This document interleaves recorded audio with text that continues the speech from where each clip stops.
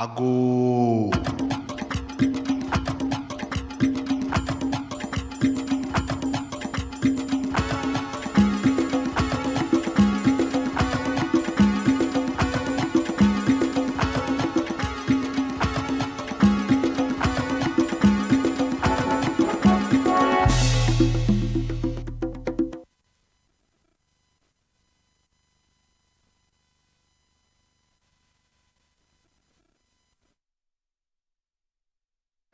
Good morning and welcome again to Breakfast Daily right here on Channel 1 TV. My name is Jude Duncan. I hope you had a restful weekend.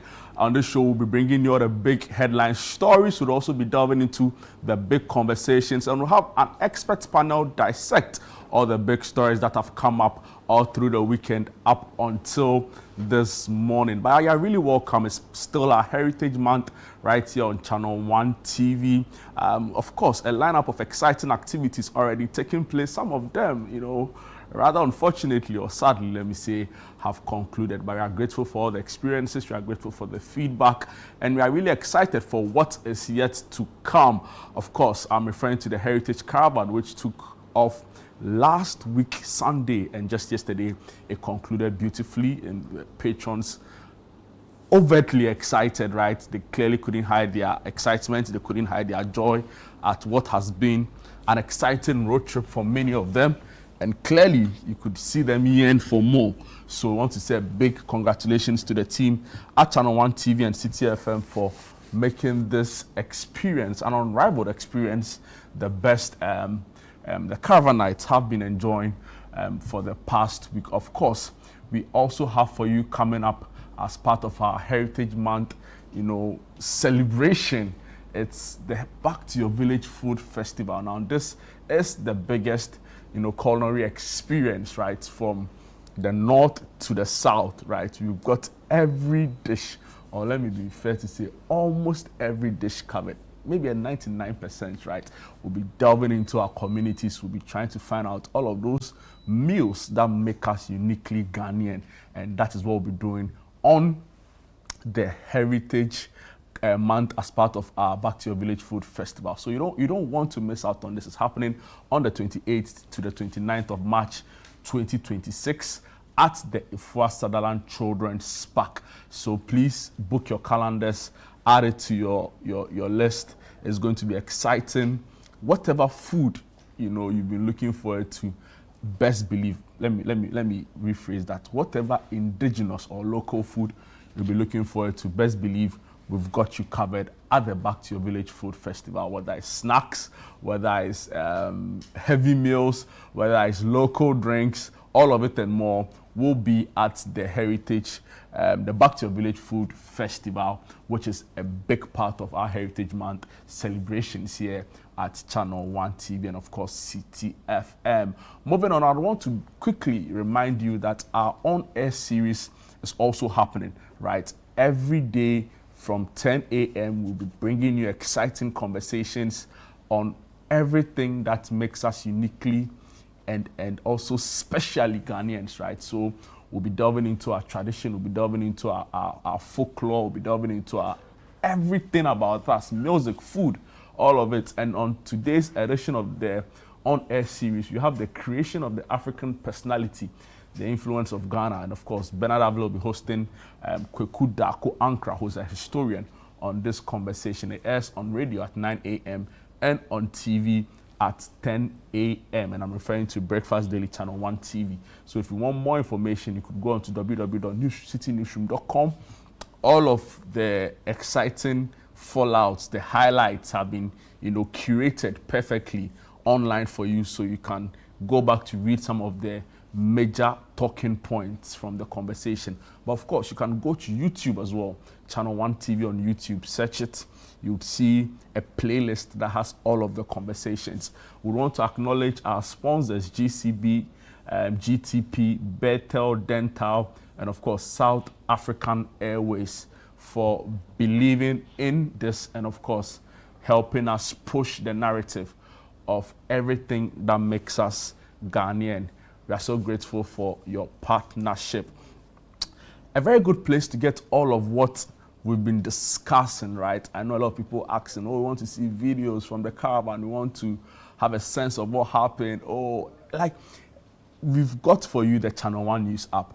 Now, what's this about? It's a platform where we have for you everything that you need by way of information, by way of education, by way of, news, highlights, all of it perfectly curated, put together in a single place for you. All you need to do is to go to your Google Play Store, search the Channel One News app, it will pop up on your screen, then you hit on the install button, and just like that, pretty much you're good to go. What do you get from this? Videos, news, exciting updates, everything, including our special programs we have for you here at Channel One TV and CTFM, like the Back to Your Village Food Festival and all the other ones that you so want to be a part of. So please do well to download the app, and don't miss out on any big story or any exciting updates that would be of interest and of importance to you. And of course, we'll move straight to the Easter Orphan Project. The Easter Orphan Project is happening. It's coming off again. By your kind courtesy and your support over the years, we've been able to maintain this and bring smiles on the faces of orphans who, through the Easter period, would have no one to be there for them, and will be visiting some selected orphanages in Accra on Easter Monday, that's the 6th of April 2026. So we kindly plead for your support, for the annual Easter Orphan Project. And what we want to do is to feed, to maintain, and support. And I'm sure, like you've always done, you'd heed to this call and help bring smiles on the faces of orphans who have to go through another festive period and have no one to cater for them, have no one really to care for them. And as the good books, for those who believe or are of the Christian faith, we know what the season of Easter reminds us of is one of sacrifice, is one of love, is one of thoughtfulness, right? So we want to also extend these values, these principles to the less fortunate in society. We want to sacrifice a little bit of our pleasure to help them also be able to smile. We want to show care, we want to show love, we want to show affection. And this is what the Easter Orphan Project is about. So guys, please make it a point to be part of this amazing project. It will be at some selected orphanages in Accra. All right, so that's it by way of information on the Easter Orphan Project. But I would love to hear from you as well. This show is live and interactive. Today on the show, we'll be delving into some big stories, key among them, Ghana at 69 years, the promise, the prospects. Have there been any missed opportunities in terms of what we could have been or what we are as a nation? Have we even made any progress at all? Is the progress something that we can be proud of? Or would you say 69 years on, there's been so many missed opportunities, so many missed chances that it feels as though the country is on a decline? That is what some people have said. Well, everybody's reality is different, right? So I would love to hear from you on what your thoughts are on 69 years of the country's independence. My guest will be joining me in studio pretty shortly for a thorough discussion on that. Of course, the Middle East tension is escalating. Last night, reports were that Iran has announced a new supreme leader to replace the late Khamenei, who was killed in the first series of strikes by the U.S. And we are being told his son, Mojtaba Khamenei, will be the one to replace the late supreme leader, 56-year-old.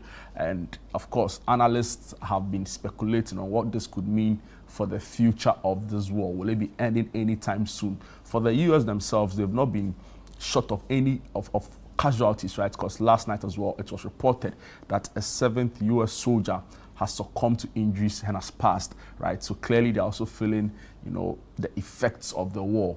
Of course, down here in Ghana and in our sub-region, the effects of the war has also been significantly felt, or maybe let me say about to be felt, because analysts within the oil space have projected hikes, which could mean that our fuel will be going up and other commodities we use here as well could see some increments, right? So we are not isolated from the effects of this war. And my panel will be joining me to look into those issues as well right here on Breakfast Daily, Channel 1 TV. My name is Jude Duncan. I'm sitting in for your regular host, Nana Tufo Boateng.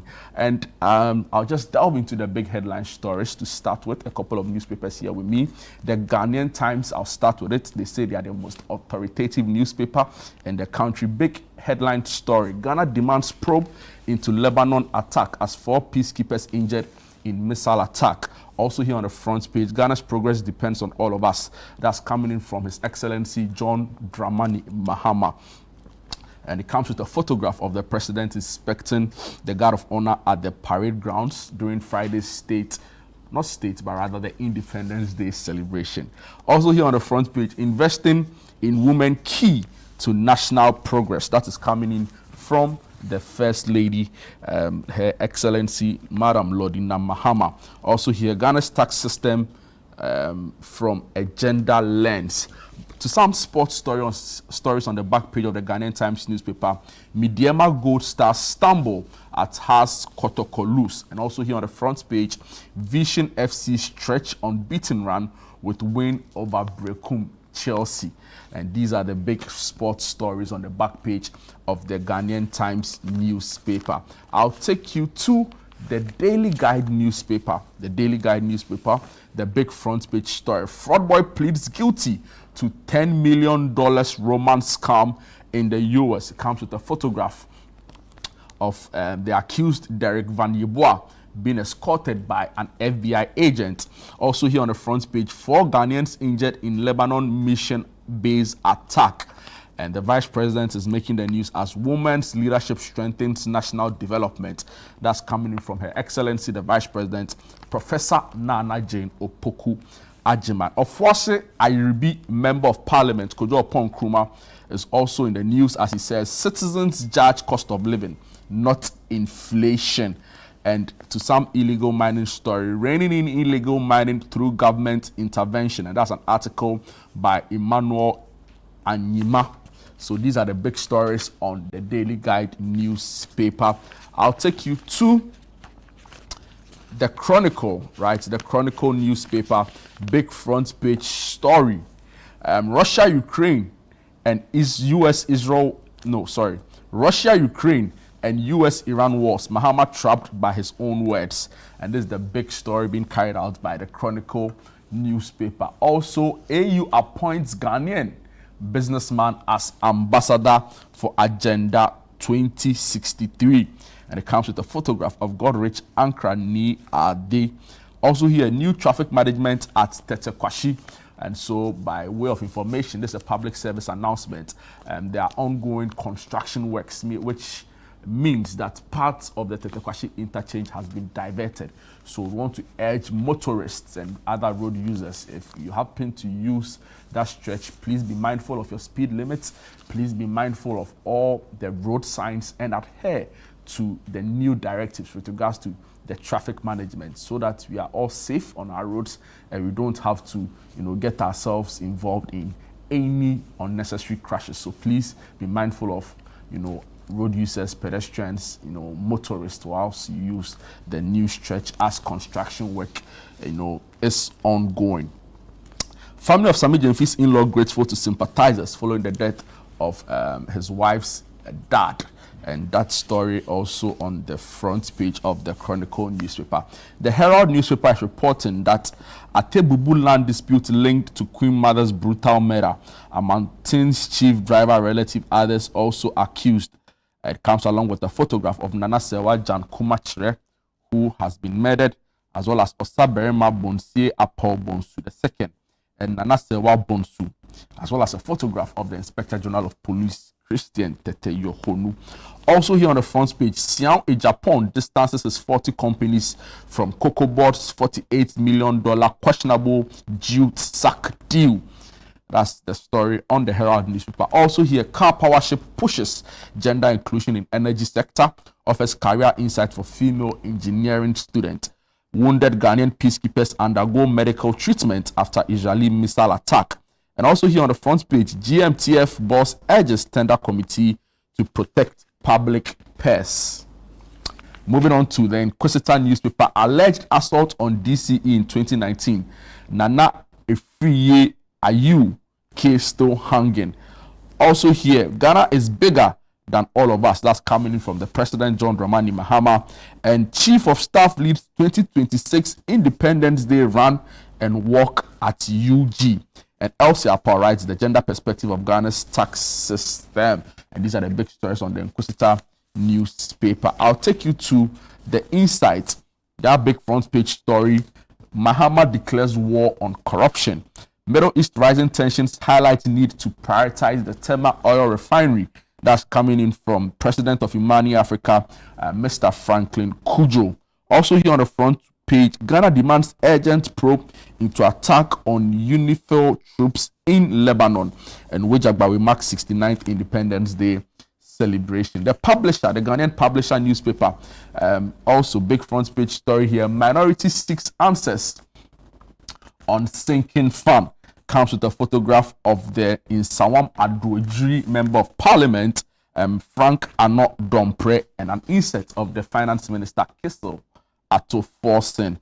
Also here, Jospon CEO demands Ghana web retraction, story on page 3, and Mahama reimposes travel ban after SOE defiance. I'll be bringing you excerpts of this particular story, which is of high importance to many people. The new publisher newspaper, big front page story. Speaker MPs reject riding bicycles to parliament. Confess how they weep in silence over no cash. Hey, Charlie. You know, if members of parliament are weeping over no cash, then I can imagine other section of the public, right? Anyway, moving on to some more story. Ghanaian soldiers bombed. One undergoes hip and leg surgery. The deputy defense minister, Broja Jemfi, was on the Channel 1 News, and he gave details as to the attack at the Lebanon base as part of the UN peacekeeping mission. He also gave some, he explained government's position on why there's been no substantive defense minister. So for those interested in that particular, interview by the deputy defense minister, you can go on to the Channel 1 YouTube and of course all our social media platforms. That particular conversation has been uploaded there, and you can make for yourself the thoughts of the deputy defense minister in a series of defense, or let me say security issues that have become topical in recent times. So I'll move on with the news center. Their editor will be joining us pretty shortly on the show today. Their big front page story, government's U-turn on nursing admission, story on page 2. And they say government imposes quotas up to 72.73% despite pledge to scrap intake limits. Place Ghana above personal interest. That's coming in from the president, His Excellency John Dramani Mahama. MTN Ghana Foundation hands over 15 million accident and emergency block to the whole teaching hospital. Vanishing electricity credit hits small businesses hard. And story on page 8. And I'm sure if we go into some homes as well, a lot of people are not happy with this whole EC metering challenges. Of course, the ECG said they've set up a committee to look into this matter, and we are patiently and keenly waiting on the committee's report on this particular issue. But the chief of staff is also in the news, says don't let politics break lifelong relationships. That's coming in from the chief of staff, Julius Debra. I heard him in a speech at an event, narrating how he was the school father to former President John Adjei Kufuor's son, and that was really, really interesting to listen to, narrate their past experiences, the friendship that have existed between himself and the former first family. So, yes, he's urging, politicians and citizens really to not allow politics to break lifelong relationships. I'll finally end with the custodian in terms of the newspapers I have and bring you some headlines on some online portals. But the custodian newspaper, they say they are fearless, they are fair and reliable. The big front page story, Mahama Double speaks on impact of external shocks on Ghana, story on page 3. Also here, NPP USA branch elections, why engineer Janice Asari Bediakon will be next branch chairman. Also here, minority calls for job creation as Ghana marks 69 years of independence. Traders, barbers, hairdressers cry over high light bills and Usain Bolt meters. And Stanbic Bank supports Chief Imam for Ramadan activities. And also here, President to visit South Korea to boost bilateral ties. And these are the big stories in terms of, or as far as the newspapers are concerned. Now let me take you to citynewsroom.com. Lots of stories here.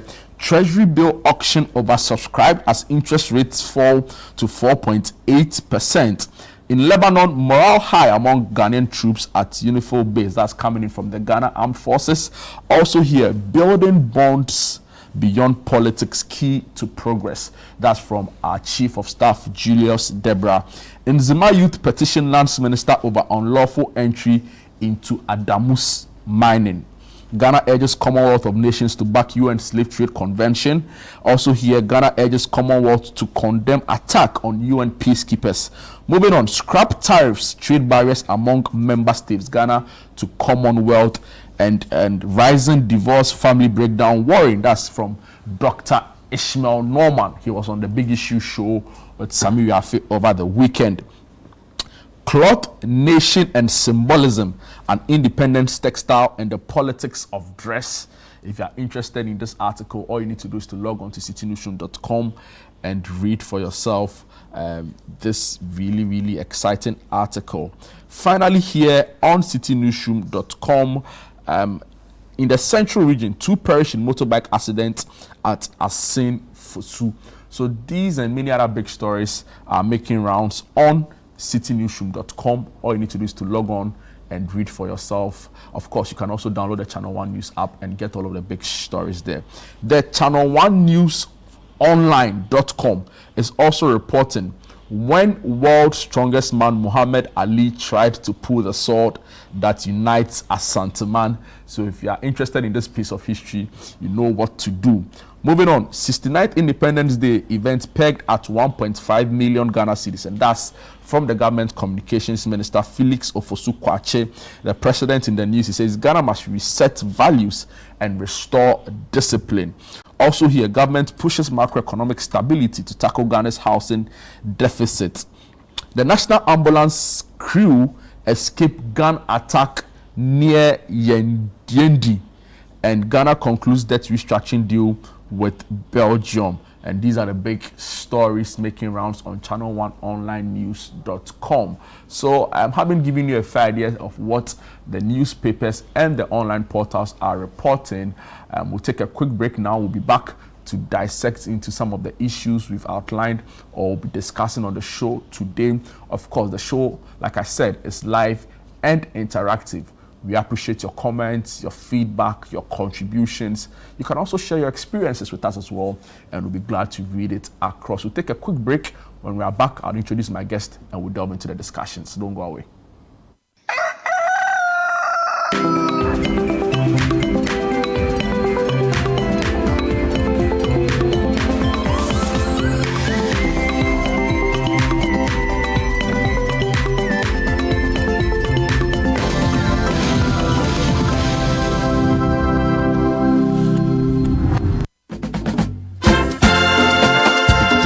Energy and reconnect with your roots this March at the Back to Your Village Food Festival 2026. Join us for a celebration of Ghanaian culture and cuisine from all across the country. Northern, Akan, and Southern villages will all be represented. It's more than just food. It's about culture, family, and memories that last a lifetime. Let's come together this March to discover the flavors that make us who we are. The date is 28th and 29th of March 2026. Venue is the A4 Sutherland Children's Park. The time is 10 a.m. through till 6 p.m. each day. Interested vendors can register by calling 0205-973-973. The Back to Your Village Food Festival is powered by Channel 1 TV with support from 97.3 City FM.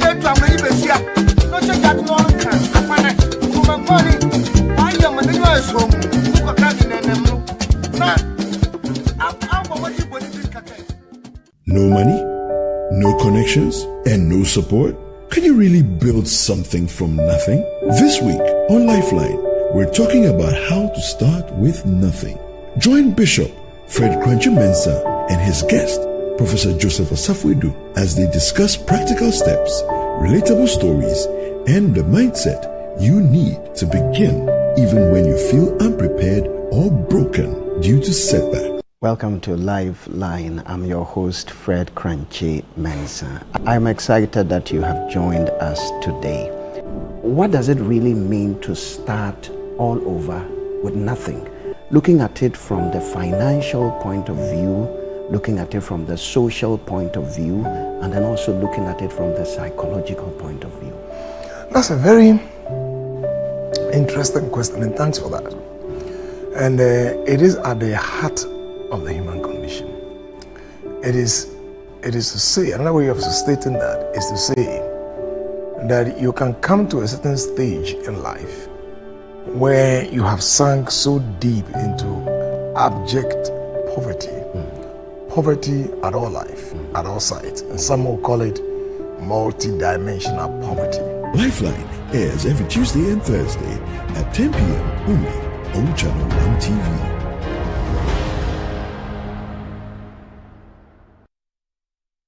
I'm not done any bad thing. No, I can't do that. Your room is very.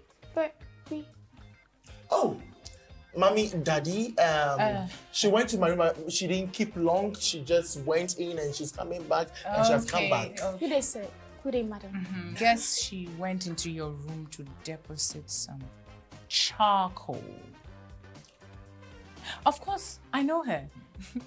She's Salma, the charcoal seller's daughter.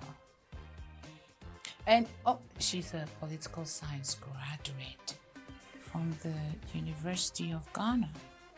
That too, I know. How do you know all this? Oh, her mother, the charcoal seller, has a banner of her graduation picture on her kiosk. Salma,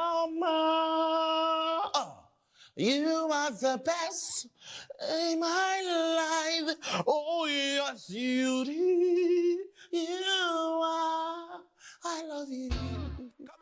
The Blank Saints, coming soon on Channel 1 TV. The vibe is too much.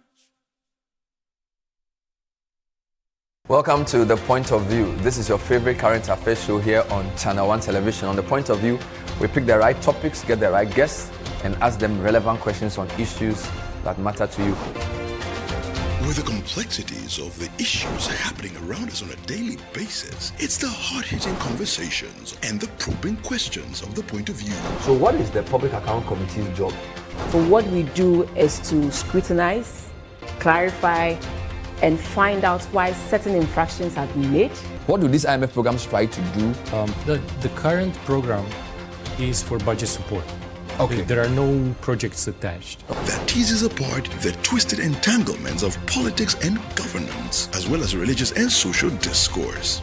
The Point of View brings you the policymakers and duty bearers and drills down to the very bottom of issue. What authority do you have? The Point of View airs every Monday and Wednesday at 9 p.m. only on Channel 1 TV.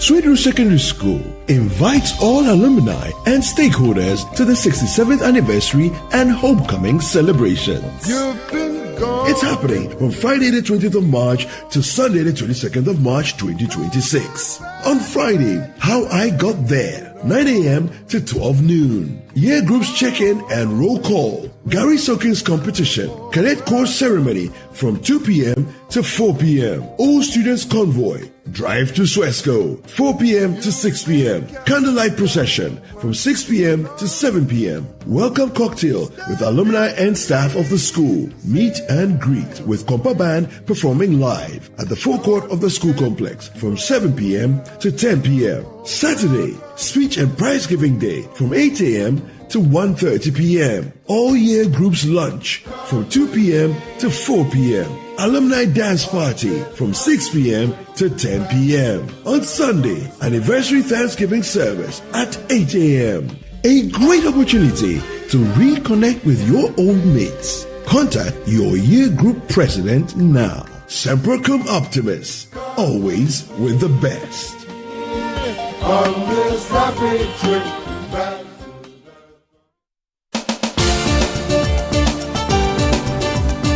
In a nation full of questions, where truth often hides behind noise, one show dares to ask what truly matters face to face. With fearless clarity and a quest for accountability, host Umaru Sanda Amadou sits down with the movers and shakers of politics, governance, society, and business, confronting the issues that define our national conversation. Yes, I am Umaru Sanda Amadou. This is Face to Face, and you're welcome. I say very often on the floor of Parliament that when we were in government, we got some things right, we got some things wrong. Are you still planning to go to Parliament, or you want to look at National Party office position? No, I'll be going back to Parliament. There's an unfinished business which I need to do. Sports has 3 legs: development, management, and promotion. Disintegration is extreme. We do not wish that even on your worst enemy. Every Tuesday at 9 p.m., join Umaru Sanda Amadou on Face to Face as he digs deeper, challenges power, and reveals the stories shaping Ghana's future. Only on Channel 1 TV.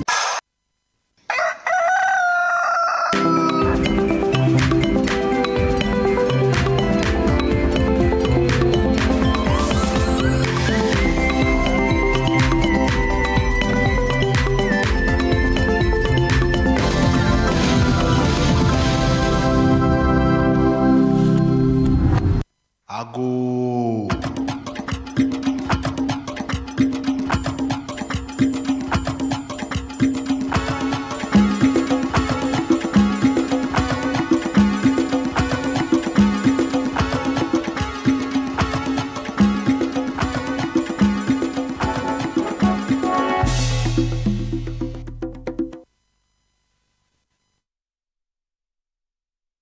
Welcome back. This is Breakfast Daily. My name is Jude Duncan, sitting in for a regular host, Nana Tufo Boateng.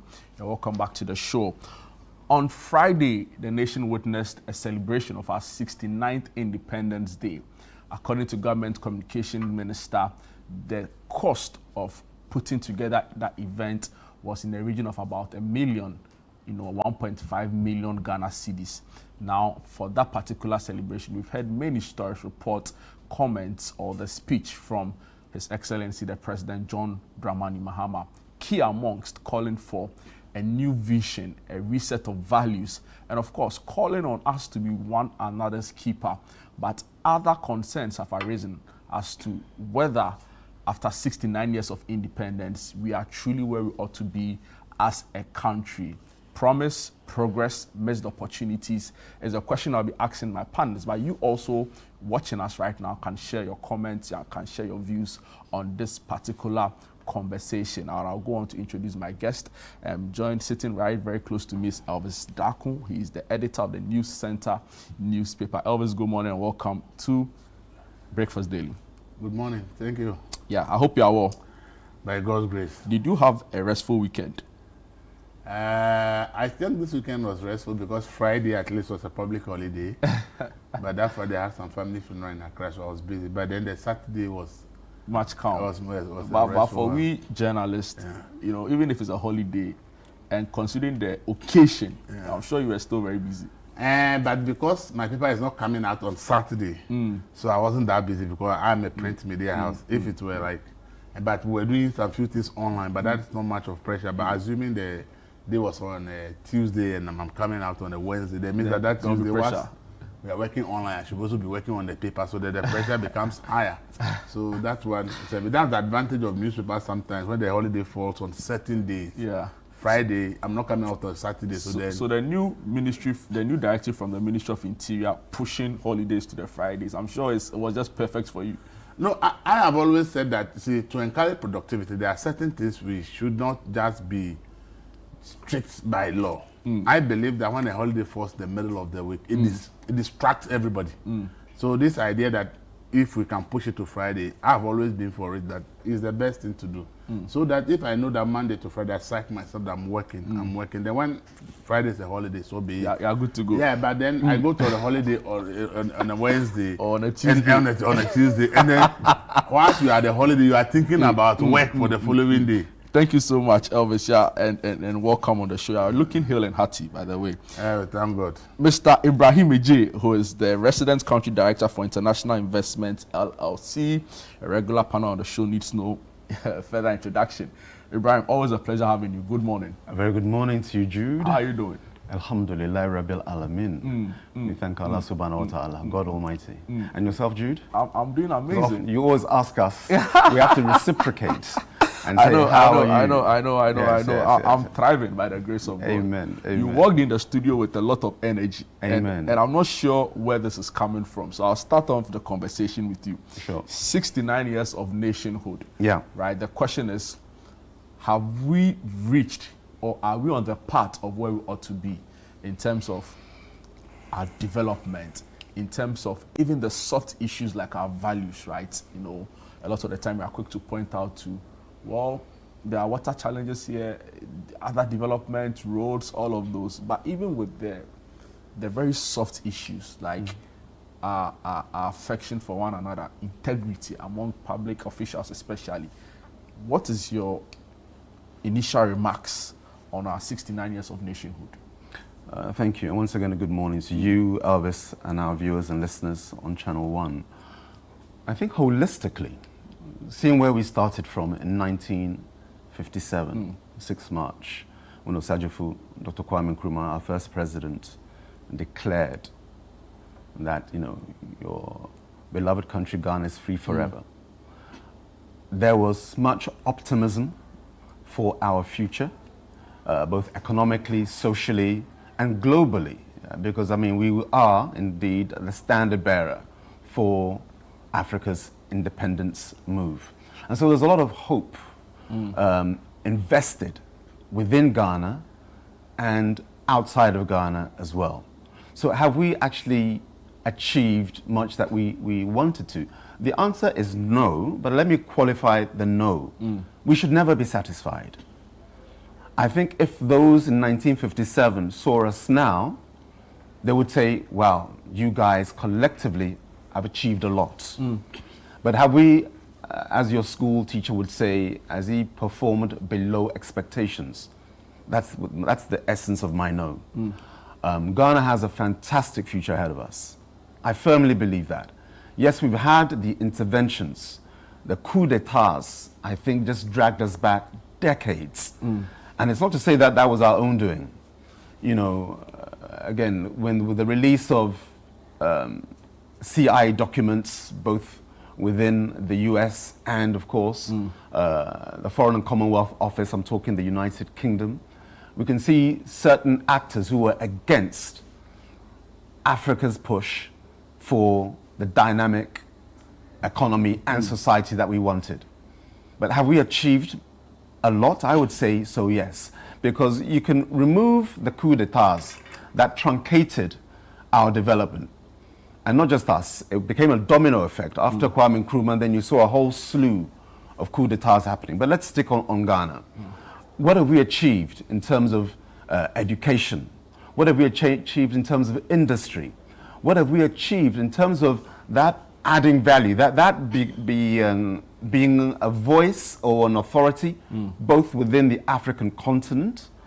I think Ghana has a lot to be thankful for, because over the decades, we have sought to push the envelope in terms of our development, our advancement, and our transformation.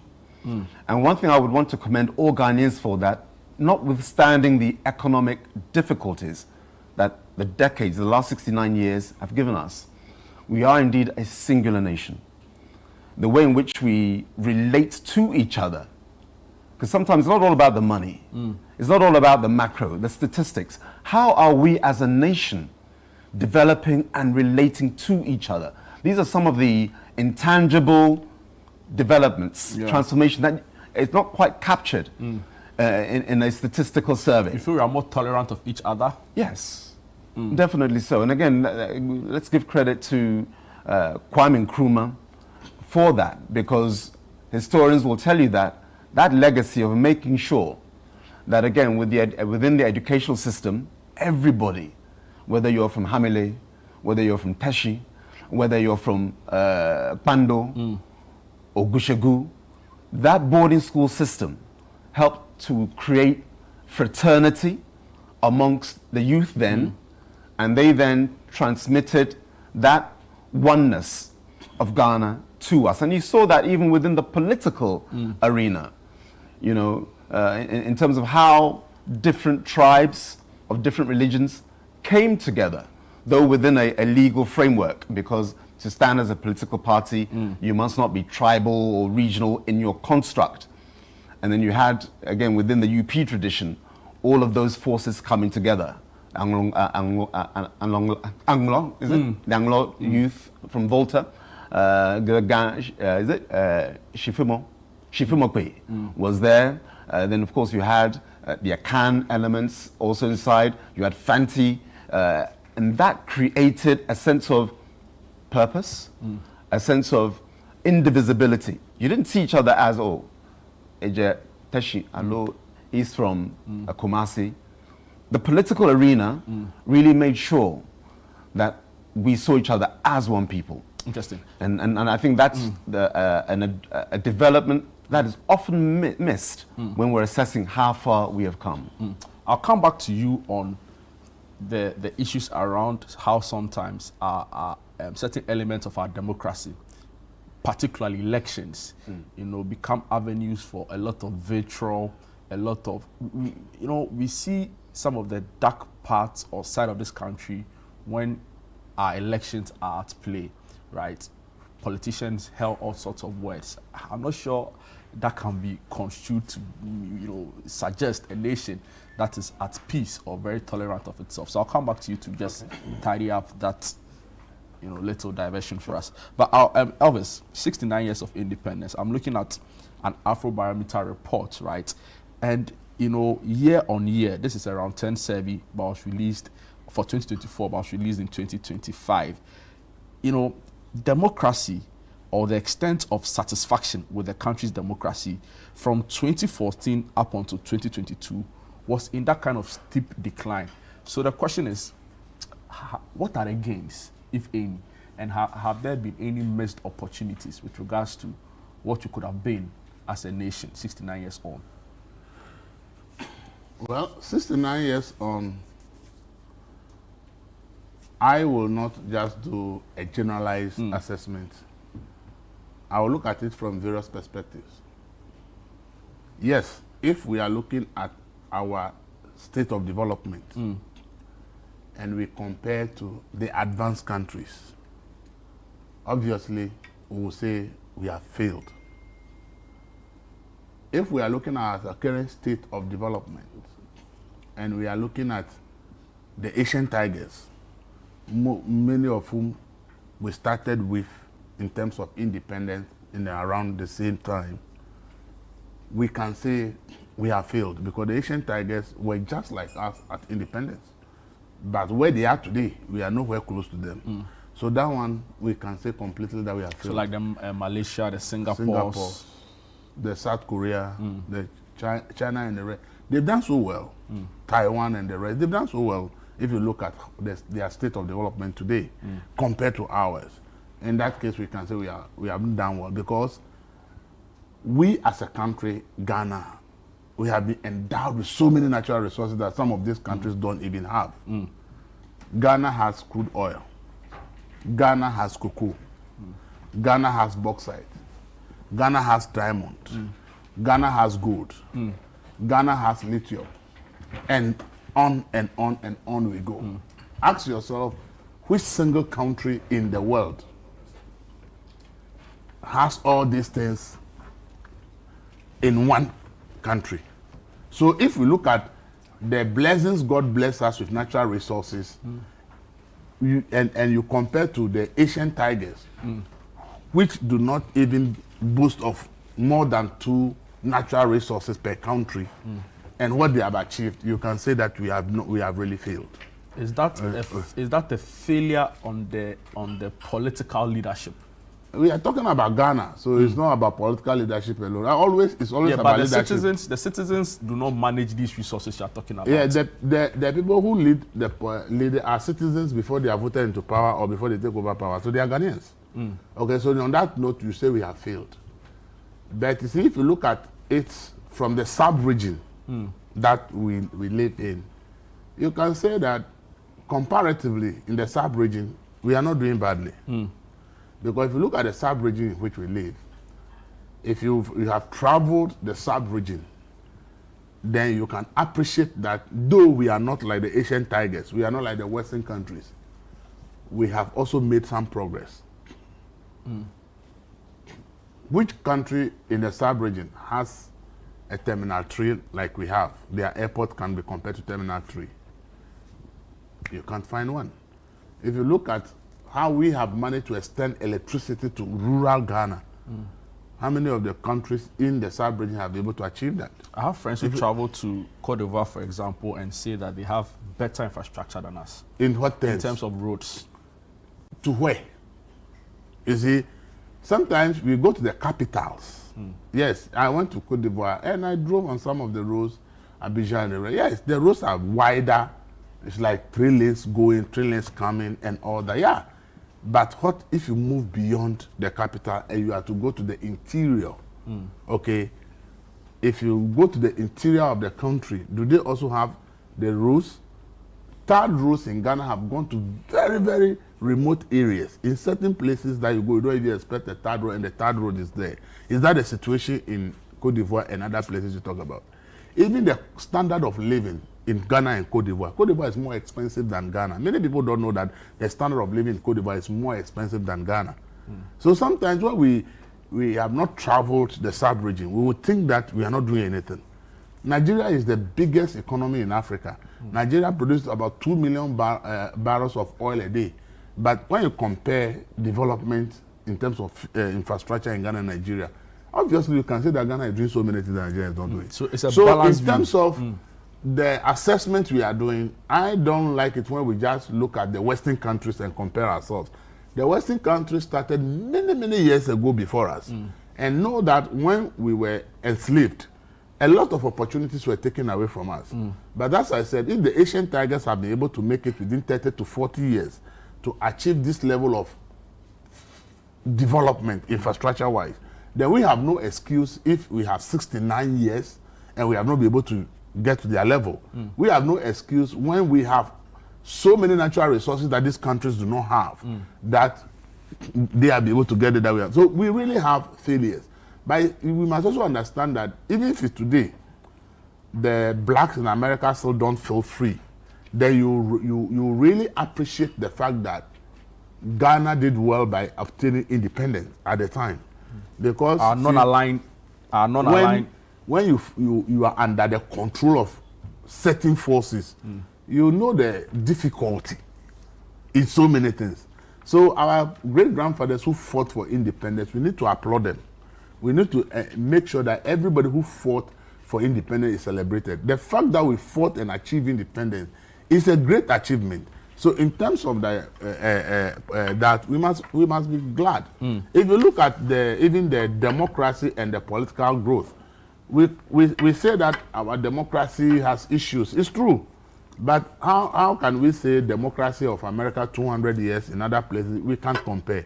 But even there are things that happens even in Ghana that even if you do it in some of these Western countries, you will not have it easy. You will not find it free. So America, in Ghana, with all its power, they also have their faults. Look, Google and find out how many people have been arrested in the US for free speech violation, for saying things or posting things on social media. Even recently with this whole ICE crackdown, citizens being killed. A lot is happening somewhere, but it appears we don't have a lot of information to realize that, Ghana, we have our problems. But here and here and here, I think that I'm far better off in Ghana than in other places. So I'm saying that, look, if we look at the general picture of, we are looking at where the Western countries are, we have failed.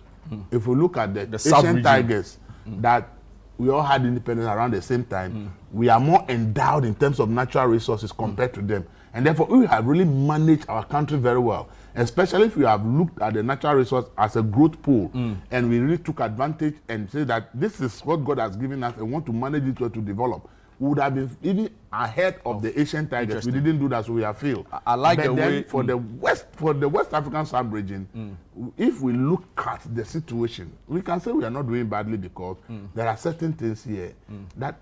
Why do you think that our neighbors are all flocking to our country? Well, why do you think that if you go to our universities now, there are a lot of foreign students from neighboring countries schooling in Ghana? We say our standard of education is not good. We don't like it. We complain about it. But if we say it's not good, but others around us still see that ours is still better than theirs and they are coming, it tells you a certain story. So we should have some positives in the narrative. When we just condemn ourselves and everything is negative, negative does not bring anything. So let's be a bit analytical about the situation. And then when we see the hopes, the few light, let's build on it and do better. Amazing. Ibrahim, I'll come back to you. And of course, Wanda Kuto has joined us, a National Executive Committee member of the ruling National Democratic Congress. Thank you. I'll come back to you. I'll come to you pretty shortly. But Ibrahim, I like the tangent on which you took us, telling us that it's not all gloom. We've made some progress in terms of the soft issues. You talk about our tolerance level. But I want to come back to you because I witnessed, for example, the MPP's most recent election. Right, we hear the vitriol, we hear the insults, we hear the attacks.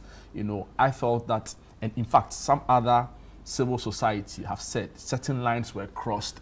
You get it. So, do you guys as politicians, have to take some blame with regards to how sometimes the narrative is, in terms of how we conduct ourselves, the choice of words, that sometimes inflame emotions, and now people resort to all sorts of things. Yeah, we have to take responsibility. But let me explain to you why I don't say the blame. Go to any WhatsApp group or any Facebook post outside of elections, whether it's MPP or NDC, and see the kind of vitriol Ghanaians are exchanging amongst ourselves when there's no election. And there can be also issues that are not politically anchored, but see the kind of vitriol that we do. So to somehow frame it that there's an election, and indeed, the choice of words by some aspirants is unfortunate, but that is authentic politics. My fingers are not the same. And so what we have to understand is that it's not the commentary, but how the general, since you're mentioning MPP, how the general party responded to that commentary. And I have to say that I want to commend every single person in the MPP, because the way and manner in which we spoke with one voice against the few individuals that indeed crossed that red line in terms of some kind of, let's say, religious bigotry that came out, that gave me much enthusiasm that yes, this is the party that seeks to really make sure that we not only look like Ghana, but we represent Ghana, and our vision is one and unified. And I'm anchoring my response directly on what you're saying, that it's not about us taking the blame, we the politicians, but we have to take responsibility. And within that ecosystem of addressing, political conversations that are unpalatable, it's how you address it that shows you how mature the politicians are and the people supporting that political party or infrastructure. And again, I'm repeating that what we exhibited was Ghanaians saying these are individual comments and we do not subscribe to that. And I'm talking specifically about the way and the manner in which Dr. Mahamudu Bawumia, as a statesman, held his tongue, held his responses, and focused on his message, and the message won over the commentary. And that is something that we all have to emulate. To be a leader is not easy. What political, Jude, what political environment is devoid of excesses? I mean, can you imagine the thing? I'm just using it as a comparison in terms of what Donald Trump has been saying in terms of America. Then I can come to the 2008 election. Yeah. You know, between, for example, even Mills and Akufo-Addo, we didn't see that much vitriol. And you mentioned America, and I'm sure you've been following their politics. McCain and Obama, many have said it was one of the most, cordial, decent elections. Even Obama and Mitt Romney, so they've shown us in the past that they are capable, even though recent experiences suggest otherwise. Sure, and it's all about the individual, because you mentioned statesmen in terms of the personalities you mentioned, Mitt Romney, Barack Hussein Obama. Likewise, McCain. Their CV, political CV, shows a character of statesman. Compare that to Donald Trump. In terms of how one person can change the narrative and the conversation. So that's all it takes. You know, you and I can be cordial, but when we have a third party who just goes off on a tangent, it makes as if our conversation is haphazard, is rude, that the platform on which we're on is shaky. It just takes one individual. But what it takes is the community within that political environment to stand up and say, this is wrong, and we support the right. So that's how I want to address that. Thank you. Your colleagues on the table have addressed the issues for us. Elvis touches on this hardcore development issues. He compares us to the sub-region and says, hey, we shouldn't hit ourselves too much. But when he looks at it from another angle, Western Asia, there are certain challenges that we need to address. Of course, Ibrahim also, very brilliantly touches on the soft issues, right? That makes us unique or uniquely Ghanaian. I want you to tackle on the economy for us. 69 years on, we've been to the IMF 17 times, right? So many times under the Fourth Republic. Has there been any economic gains? Are there anything to be proud of in terms of how we have, on our own, managed our economy? Thank you very much. Good morning to you. Good morning to Mr. Daku, Mr. AJ, and our viewers. I must say that I agree largely with the submission of Mr. Daku. You see, I think as a nation, we've taken our economic growth for granted. Just 2 weeks ago, last week, I was in Kigali. Just because of my upcoming book launch, the promotion, I was in Kigali. Look, their airport is so small that British Airways doesn't go there. Delta doesn't go there. As a result, they are now building a new airport. Is it Bugazera Airport? It's about 15 kilometers from their current airport. No, from this country. One of their neighboring countries. I'll get it for you. DRC. No, not DRC. I'll get it for you. So the point I'm making is that, as a nation, because we are developing, we are growing, we seem not to notice it. We seem not to notice it. And if you travel across Lome, Benin, you see that Ghana, we have really come far from, and this development cut across various regimes.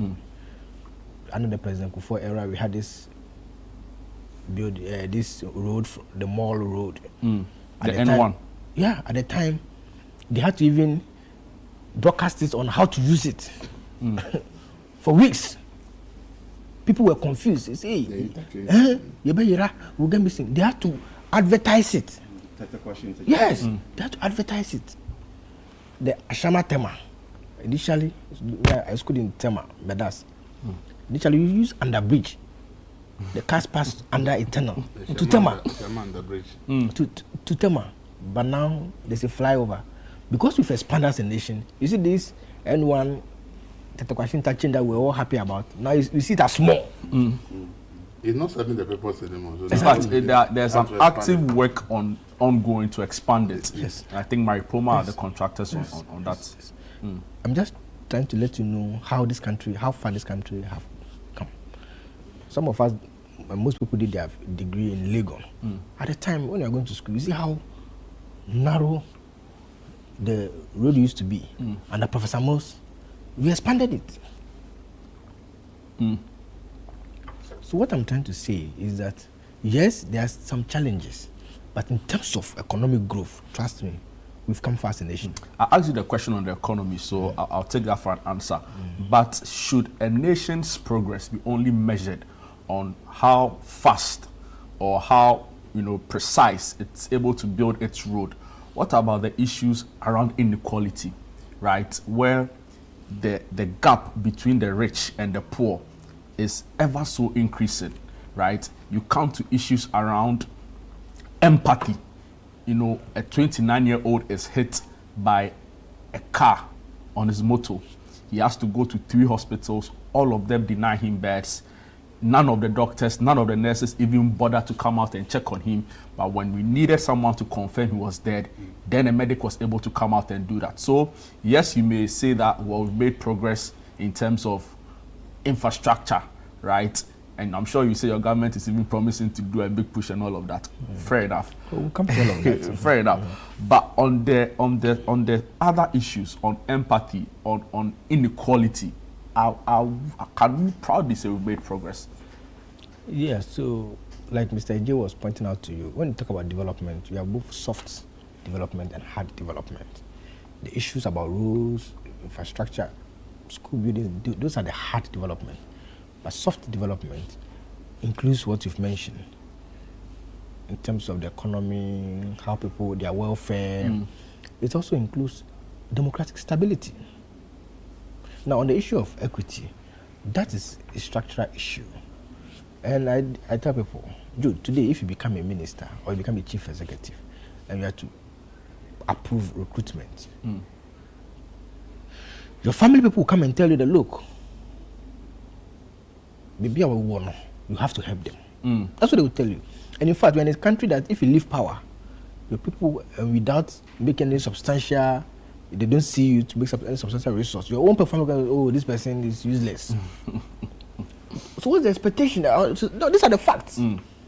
They will tell you, oh, this person got this position, then ultimately, he's useless. He couldn't do anything.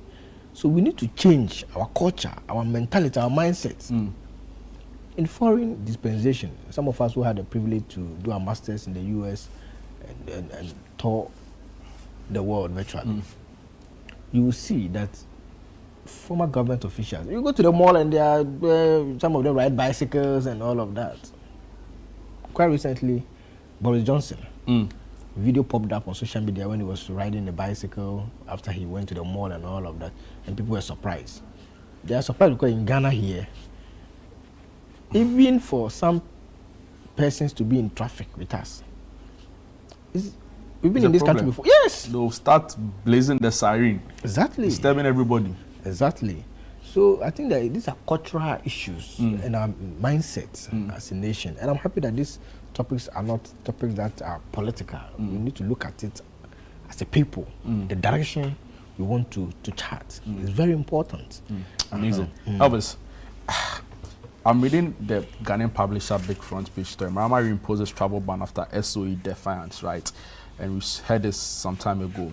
I listened to some ministers, including the government communication minister and other members of parliament, also lament what they say is how they become cash-strapped. They go to the constituency, they have to support people. Wonder alluded to that, also briefly. I want us to look at 69 years on, a key aspect of our democracy, which is our governance, right? Our governance system, the whole governance architecture that we have in place right now. Would you say it served us well? Is it fit for purpose? Or maybe it's about time we, sit down and say, hey, we need to fix a few tweaks here? Well, a lot of things need to change. You see, governance is to benefit the people. So if today we are sitting here, we say, with all the natural resources, I've recounted about 6 free resources God has given us.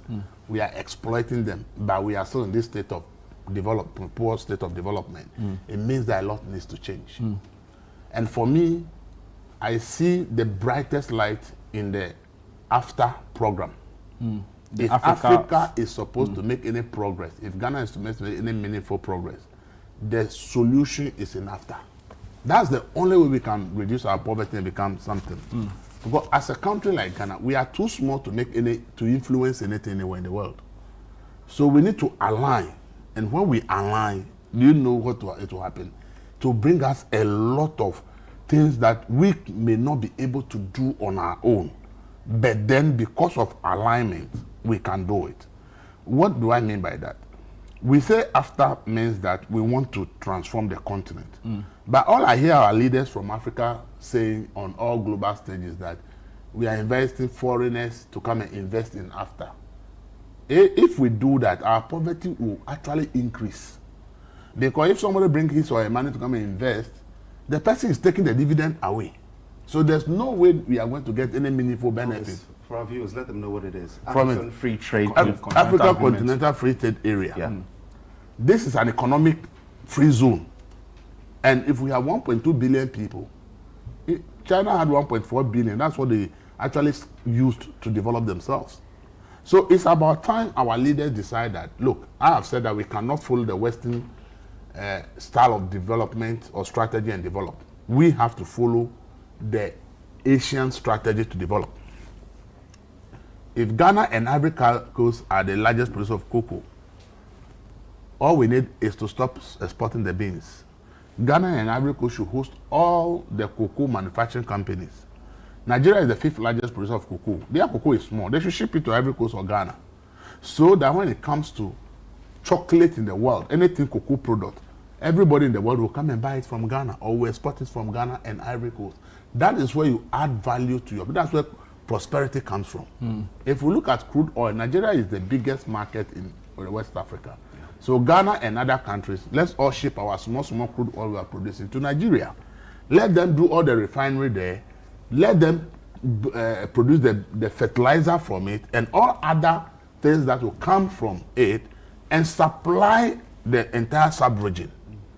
So we need to look at this kind of synergies. That is where we will create the kind of prosperity. But if Ghana wants to process its small crude oil, and these petty things we are doing, I don't see how economic circumstances is going to change. And that is why I'm saying that if we want to prosper, look at the AFCT, the after, and say, how can Ghana, Nigeria, Cote d'Ivoire collaborate in sector A, sector B, who has the comparative advantage? Let's all of us send our small to the one that has the comparative advantage and let them do the production.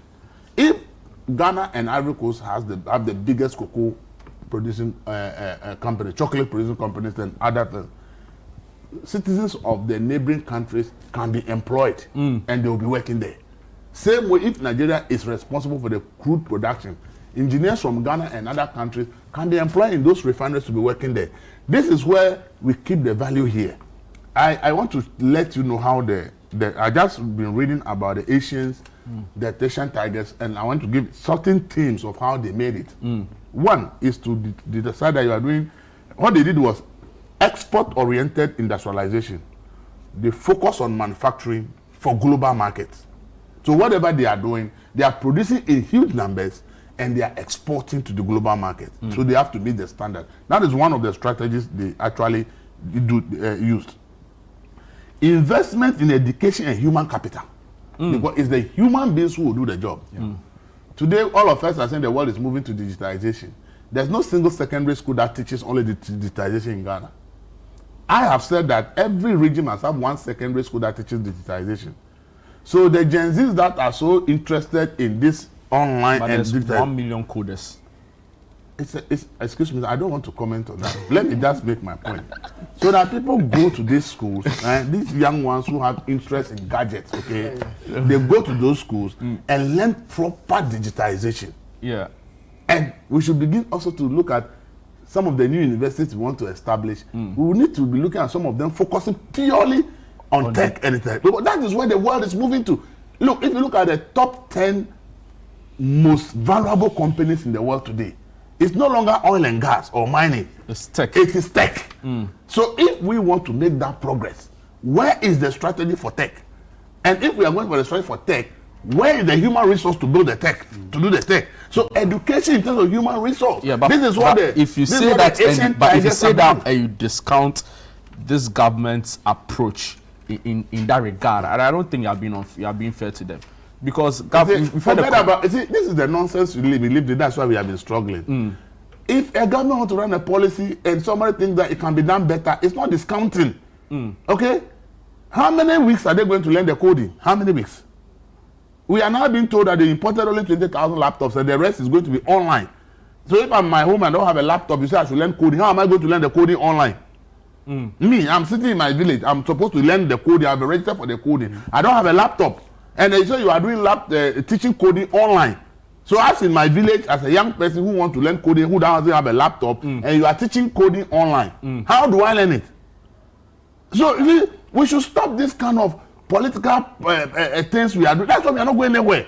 Let's face it. Patrick Ewa has come to establish a very great school in Ghana here, and the products are being employed all over the world. Why can't we put Patrick Ewa on a say, look, Patrick Ewa, come here. We want you to help Ghana to develop our tech strategy. You have proven that you can do it in the area of education.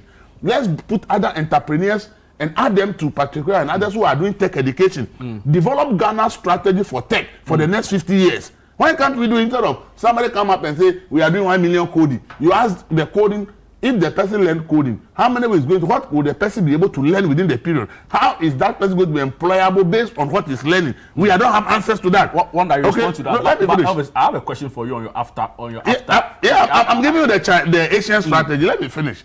Okay. So after that, they also built world-class infrastructure.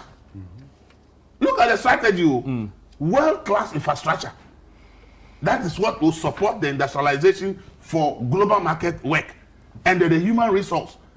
Stable macroeconomic policies, that is influenced by productivity, not artificial shoring up of your currency. There was a direct government support. So government carried money, look at private people who have brilliant ideas, put a team of experts together and say this industry must grow. So if you see Huawei, if you see Samsung, if you see all those big companies from the Asians, it wasn't just a private person single effort. It was a direct support from government to them. The collective. That they put together and say the private person had the idea. Government is adding some finances and all the support the person needs. Because they build a global company, it's the economy that benefits. So government gave direct support to companies in Asia. That is why today we are all buying everything from Asia, because their government realized that they have the role to play by giving direct support. Deliberate. Elvis, 30 seconds on this. You talk about forming global alliances. You mentioned after, and all of it's intended, good. But the question is, can all of that be realized when in-house you've not solved some of your pressing needs? Like what? There's Galamsey. We know the challenges Galamsey has to our economy. So much that's affecting cocoa. So why is Galamsey going on? It's because a lot of young people have no jobs. Okay? So if you have Ghana hosting a gold jewelry market, that instead of us who produce the gold, sitting on a plane to go to Dubai, who doesn't have gold in their land to go and buy jewelries, it is the world that is trooping to Ghana, because it is Ghana that has the gold jewelry market. Do you know how many young people will be employed in that industry who will be doing all the jewelries? If people have jobs that give them good salary, what are they going to do in the bush? Okay, if we have all the cocoa processing companies in Ghana and they are processing all our cocoa beans, producing all kinds of cocoa products, and these things are high demand everywhere in the world, and they are being paid good salary, what are they going to do in the bush? Sometimes we think that, that's what I'm saying, if we think that we can solve our problems small, we can't.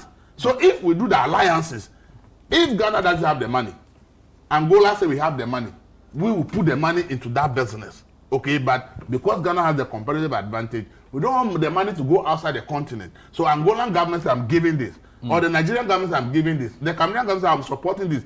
If South Africa, Egypt and Morocco are the best in car making, if we are able to do our integrated aluminium industry and we produce all the aluminium sheets and the rest from here, we export to South Africa, Morocco and the rest to produce the cars. So the ability for Africa to be rich is very huge. It's just that there's potential. Our leaders have failed to look at the fact that it will take synergies to do that. It will take synergies to do that, because individual countries can't. Right now we say we need $600 million to transform VACO into what it's supposed to be. Government of Ghana says it can't find $600 million. Are you telling me that there are no other governments on the continent who can find $600 million to make VACO? Your point has been won. So if we go to the car manufacturing company in South Africa and says, all the aluminium and parts you do to do your cars that you are doing, Vaco will produce it for us. So come and invest the $600 million for us to transform Vaco. So you will be a shareholder in Vaco. So that we have the integrated aluminum industry. So that when we produce everything from Vaco, it's no longer going to Europe. So we need to find a synergy. But then it's going to the car manufacturing company in South Africa or in Morocco or in Egypt. And it's the $600 million that has transformed Vaco. It's the prosperity from that business remain on the continent. Doesn't go outside the continent. Wonder, you are in government. So let's stop this mindset we can't make it. Obviously, your point has been well made, and I think you've drummed home the point, hit the nail right on its head. So thank you for that. Wonder, you are in government. Elvis makes the point that over time, and as we see now happen, your policies have not been transformative enough. I mentioned the 1 million coders as something that could have propelled us in terms of our digital, aspirations as a country. But he's saying, hey, they're even at home. They are doing virtual classes, right? Amidst many other. But I don't know where you want to take it from.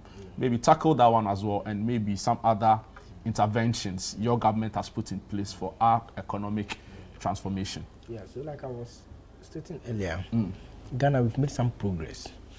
But that is not to say there are not challenges. There are challenges. In fact, one of the key challenges that have faced this country under the Fourth Republic is youth unemployment.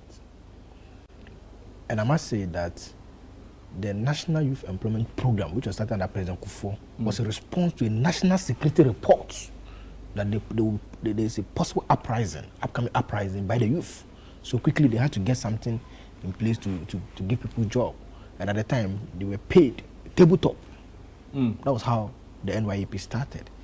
Professor Mose moved it to JIDA, and then later it was given the parliamentary backing, Act 887, and it became the Youth Employment Agency. So over time, both governments have tried to solve the issues of unemployment.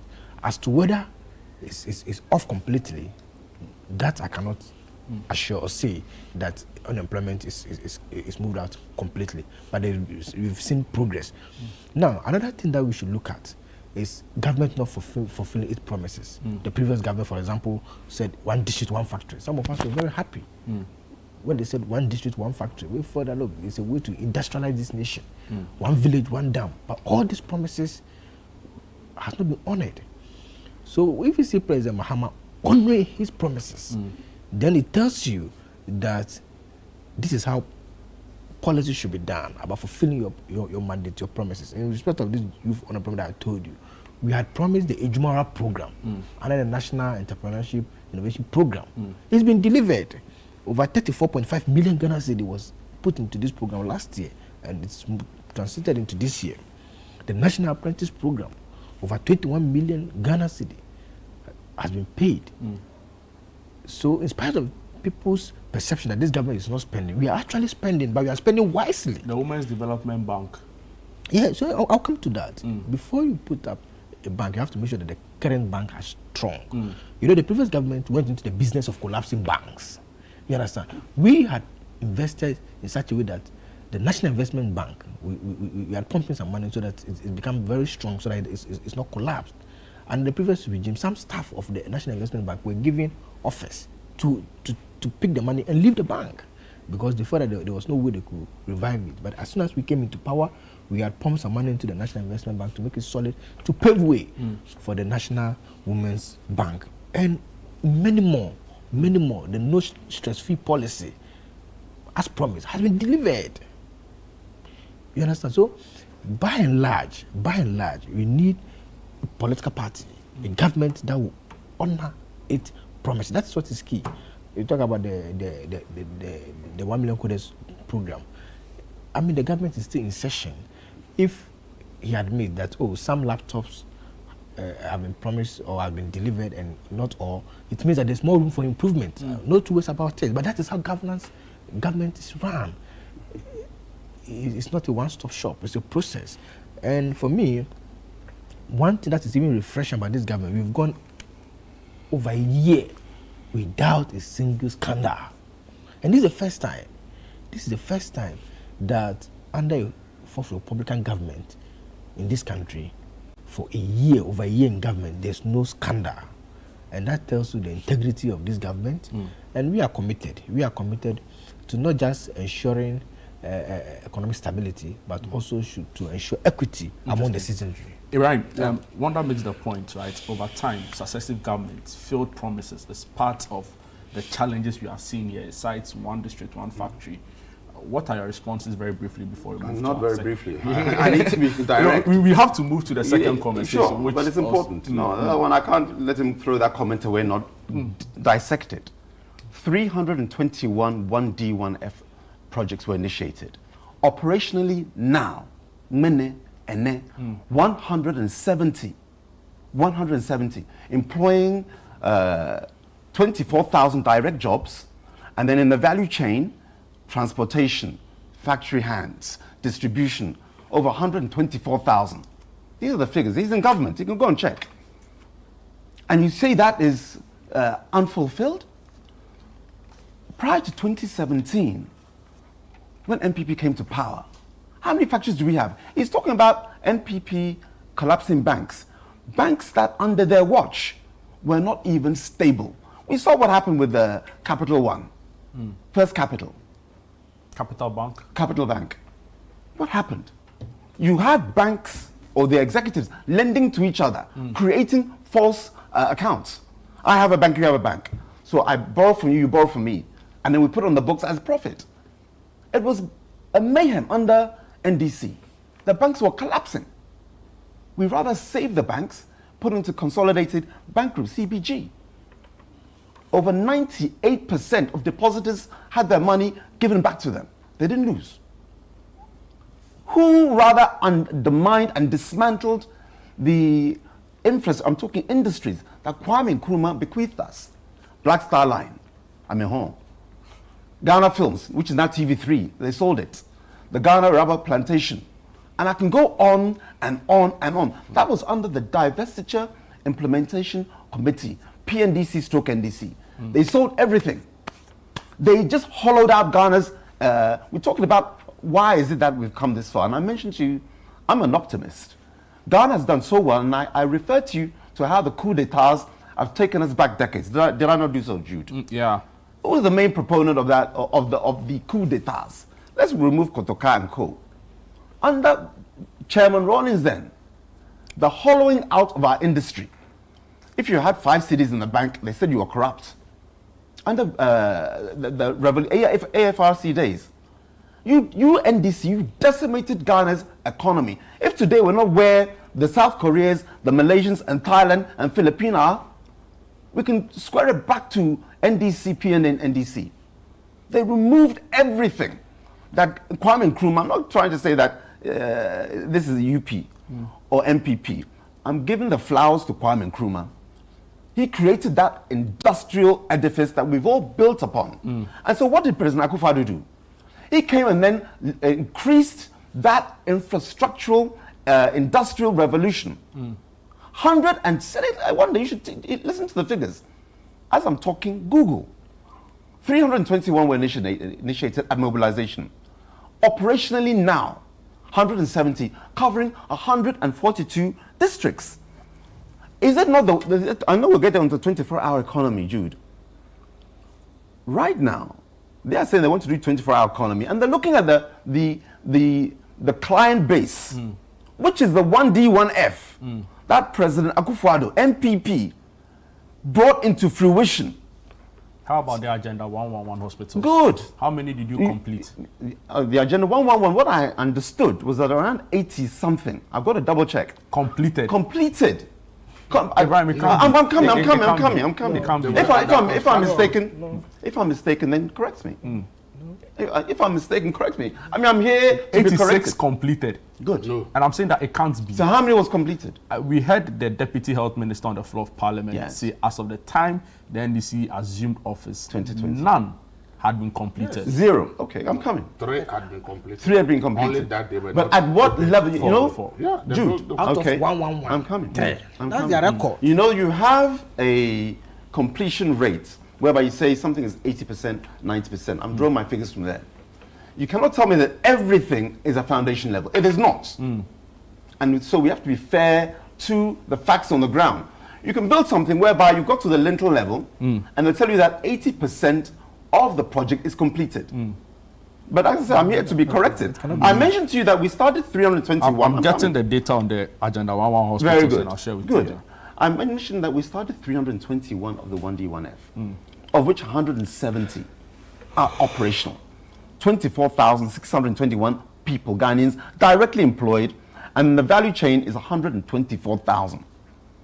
Now, coming onto the issue of the 24-hour economy that you wanted to pivot into, and I explained that I had to give Wonder a comprehensive understanding. You have today the base or the clientele that the NDC are looking to co-opt into this 24-hour economy are the 1D1F. Because all the industries that we had, that Kwame Nkrumah started, they spoiled it all. They hollowed out industry, sold it for tuppence, and they know what happened under DIC, the Divestiture Implementation Committee. Yeah. The corruption under NDC those days, PNDC, NDC, is just mind-boggling. That you had a whole Black Star line, a shipping company, sold for and the main person who bought it was the owner now of Arsenal Football Club.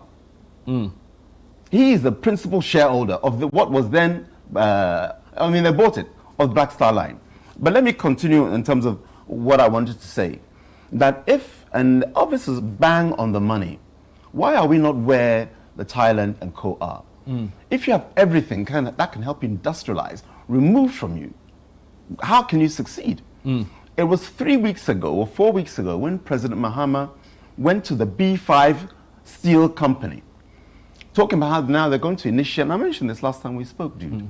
They're going to initiate phase 2 of the steel factory. Where was phase 1? Completed and he went to commission it. Yes. No initiation. Yeah, the phase 2. Went to commission yes. But where was phase 1? Under President Akufo-Addo. I'm just giving you an example that everything you're looking now on the 24-hour, your client base is what we and people create. Thank you very much. Your point has been well made. Thank you. Just by way of information, the facts as we have it widely reported in the media and also released in the circular by the Ministry of Health, the NPP completed 3 hospitals under Agenda 111. This was from the former Finance Minister, Dr. Amin Adam, and this was published on the 4th of March 2025. And this is his quote: True State of the Nation Accra. He mentioned that the project dedicated a funding source of 1.3 billion to complete all the remaining ones, but he disclosed that 3 had been completed. The ministry, in a circular that same day, set the record straight. Again, they said the previous government spent 400 million on Agenda 111. Out of the 111 district hospitals committed to construction, none is currently operational. It goes on to say the estimated cost. They also talk about Trader, which was the first one that you launched. So it goes on. The ministry was smart. It says operational. If that is not operational, doesn't mean it's not completed. Good. That's what I wanted. When they say hospital is operational, it means that it's been completed, machines put in it, tested, now we work commissioning, and they become operational. So the argument the ministry made there, they avoided the fact that 3 has been completed, but they focus on the fact that even if it is complete, because it is not operational, but it was because Ibrahim said 86. Because President Akufo-Addo commissioned the trader before he left office. Thank you very much for laying out the facts of the matter. We'll go on a quick break. When we are back, there's a lot more right here on Breakfast Daily. Don't go away.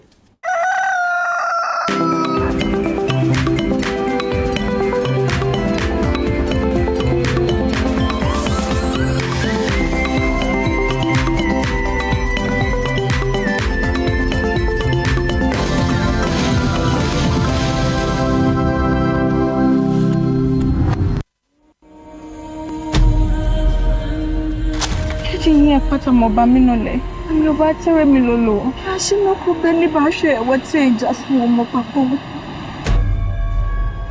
O small elo. Me a twin jolly came down. Twin jolly. Yenekashiane. Shiani, Mofunyo.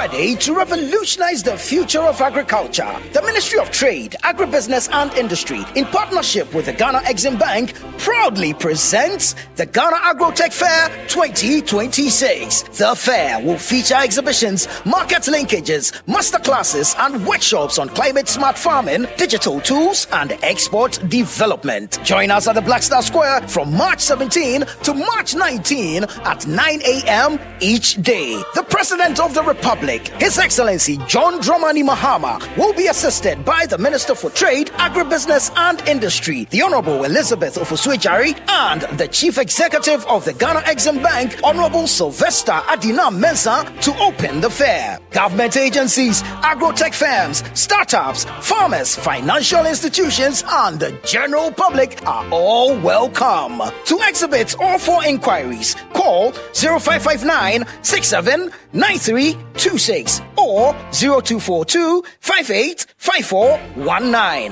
Ghana Agrotech Fair 2026, transforming agribusiness through local innovation and technology.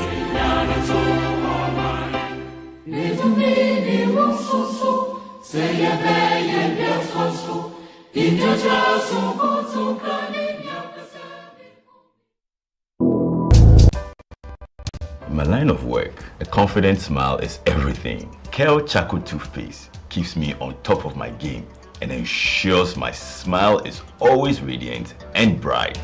With the tiring nature of my job, we spend several hours under the scorching sun.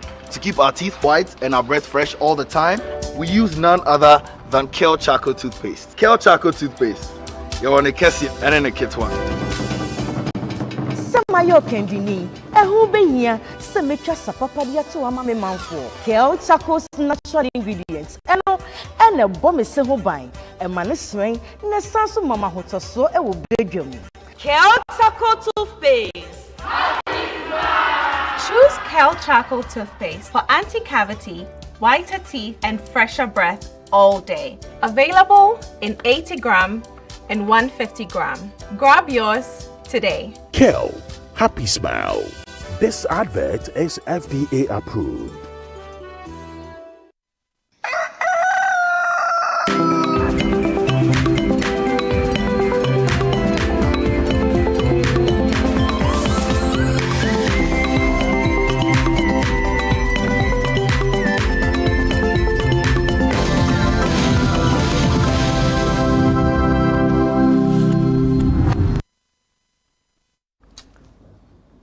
Welcome back. This is Breakfast Daily. My name is Jude Duncan. Just gone by a conversation on our 69 years of nationhood, the progress, the promise, missed opportunities. My guest delved into the issues for us. We now go all the way to the Middle East, where tensions are escalating. As we know now, Iran have announced a new supreme leader in the person of the son of the late Khamenei, Mojtaba Khamenei, 56-year-old, hardline. A lot of analysts have said, of course, the US themselves to have been reeling of the impact of this war. 7 of their soldiers have been, declared that they died in some missiles hits at their Kuwait base, and so many other fallouts from this particular war. As we also know it, the Strait of Hormuz has been, technically closed. Its effects really on economies really dire. Ghana hasn't been left out of all of this ongoing issues. We've been caught in the crossfire all the way in Lebanon, where 4 of our soldiers have been hit. My guests to be sharing their thoughts on this particular issue for us. But your comments have been coming through on issues we're discussing. Good morning, Jude. Elvis has to retract the comment about the standard of living being more expensive in Abidjan than in Accra. It's very false, you say. I've lived in Abidjan for 8 months and the general price of goods and services are way cheaper.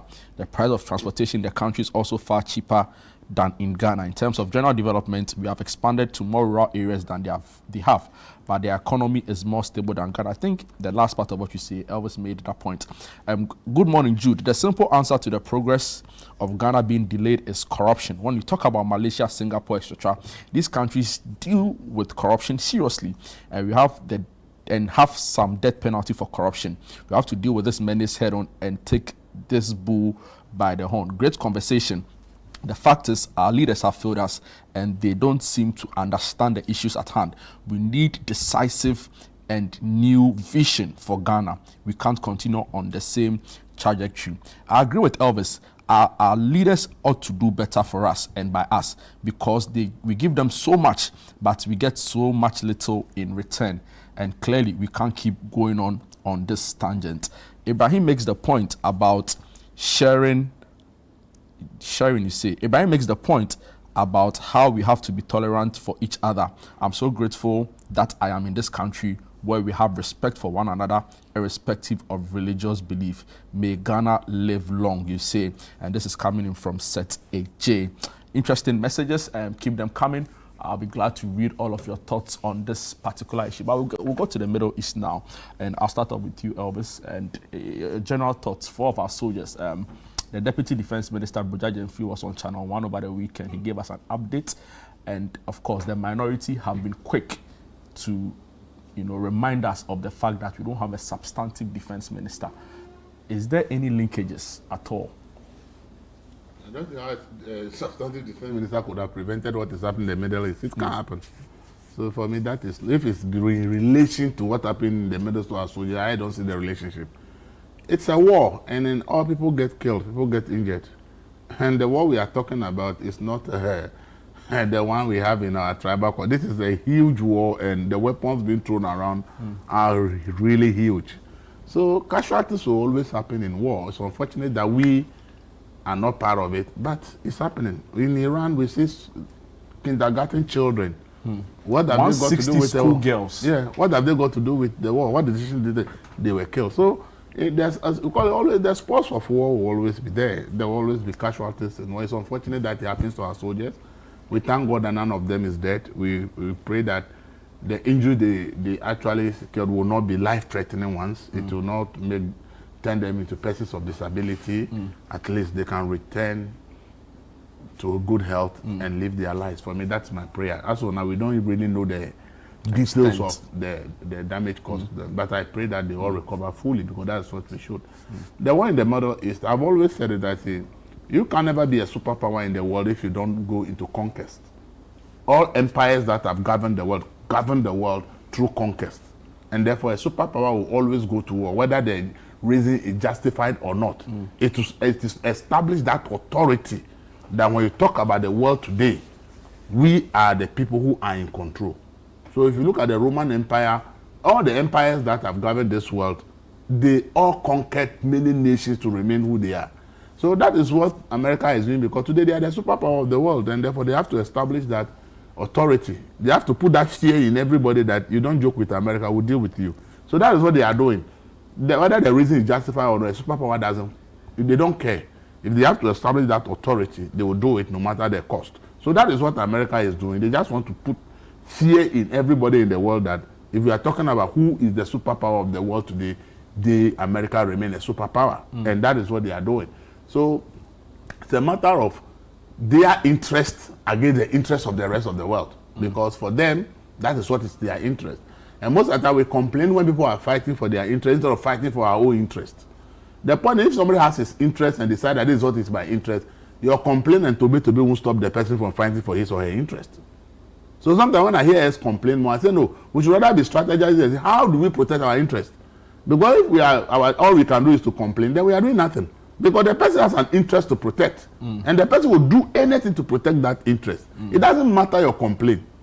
So this idea that people talk about international, so international law was not written to protect you, the poor. It's written to protect the rich and powerful. Those who wrote international law are not Ghanaians, they are not Egyptians, they are Westerners. Those who established the United Nations are not Ghanaians, okay? The United Nations there is completely controlled by America and few countries. So you can be part of the UN and say, we pass resolution A, B, C, D. America can override that resolution, nothing will happen. Because they are the ones who control the institution. If America had just withdrawn support for WHO, WHO is now crying that they don't have resources to work, because their major contributor is the United States of America. And the moment they withdrew their support, the WHO said now we are struggling for funding to be able to do our job. So they are fighting for their interests, and you are sitting in Ghana, you are complaining. We are complaining because we know the impact will hit us. Oil had just crossed over $100 a barrel. This is just this morning. So it means that the next pricing window, he may be buying petrol about 14 cedis, 15 cedis at the pump, because we are in a fully deregulated market. So whilst people are fighting in the Middle East and they are blocking transportation of crude, and therefore we have supply chain disruptions, there are fears that there will be shortage of oil, and therefore, obviously, and some of the countries that are even in the Middle East have been, their oil facilities have been hit, so they have reduced their production. So obviously, demand for oil will go high, and once there's higher demand, there will always be a price increase. So our pain is that once we sit here, we didn't go and start any fight. We will now be feeling the pain of the war that is in the Middle East, and we now be paying more for fuel when we have no. So we need to find, didn't cause the war. We need to find our solutions to the war. So my suggestion is that government should take the lead. Every private company in Ghana. We don't know when this war is going to end. So if we can ask those who will not be needed in the office to stay home and work from home, so that our consumption of fuel will reduce, so that the quantity we need to use, we can manage it to help. Those of us who have cars, if we live in the same area, we go to work around the same area, we should begin to do carpooling, so that many people will park their cars, and few people, today if you go with Wonder's car, if we are in the same area, tomorrow we'll go for Ibrahim, therefore we'll go with mine, so that we can help the country reduce fuel consumption, so that the little that we are told about 5 weeks of reserve, so that it can last more than 5 weeks if we manage it this way, because we don't know what will happen. Wonder, we have a situation at hand. Many analysts have said that there are issues that need to be resolved. We recently witnessed the Burkina Faso incident. 8 of our patriots died, in line of their work. Of course, other issues now, 4 of our soldiers. What do you have to say to critics who say the lack of a substantive minister and the lack of maybe strategic, vision from that minister is worrying going into a very, very serious time as this war even rages on? Yeah. Good. Thank you very much. I must say that when we were very young, anytime you hear that somebody is going for peacekeeping, people be crying. It's like the person who no longer return. Yes, that was the mindset when we were very young. Then growing up, we realized that people were actually lobbying to now go for peacekeeping. When they go, they come back with lots of money in the system. You see that their lifestyle changes as compared to their colleagues in the services. But with recent happening, I'm sure we'll be taken back to the initial. when we tell people to go for peacekeeping now, they'll be scared, and it's quite unfortunate. Of course, you like you rightly said. I mean, Mr. Dako rightly said, this war is not caused by Ghana, but we are faced we are going to face the impact of it. I mean, that's how wars turn out. It's quite unfortunate. We talk about the closure of the Strait of Hormuz, where most of the world crude channels through. 21% of global crude. Now, with this closure of this narrow channel, it's going to definitely affect oil prices in Ghana. Now, my worry is the reserve we have. We say 5 weeks of reserve. It is certainly not enough, to be honest. And this is across all political parties. We need to agree as a nation that we need reserves. Some countries have 1 year reserves. The NPA say they are exploring other alternatives. Of course, the NPA made this submission based on what they inherited and their efforts to make sure things work out. But as a nation, we need to agree that we need more than 5 weeks of reserve as a nation. Some countries have about 1 year reserves. Yes, not 1 year. Yes. We have just 5 weeks of reserve. We think that we have reserves. 5 weeks. When clearly all indication point to the fact that the war might still go on for some time. Exactly. And my major worry is that, you see, if you look at, quite recently, we saw filling stations giving out wache, porridge, to encourage people because the prices of fuel is coming down. Now it means that all these successes is hint to stable condition in other countries. With this war now, all these gains will be lost. But your government also accused the previous government of blaming all of the economic hardship on the Russia-Ukraine war. So are you now bracing us for... Let me give you the context. You see, for example, COVID. Even after COVID, the previous government was charging COVID-19 levy. it took the NDC to take it off. That's what we're talking about. If we had MPP in power now, by now we have Iran levy. It's okay.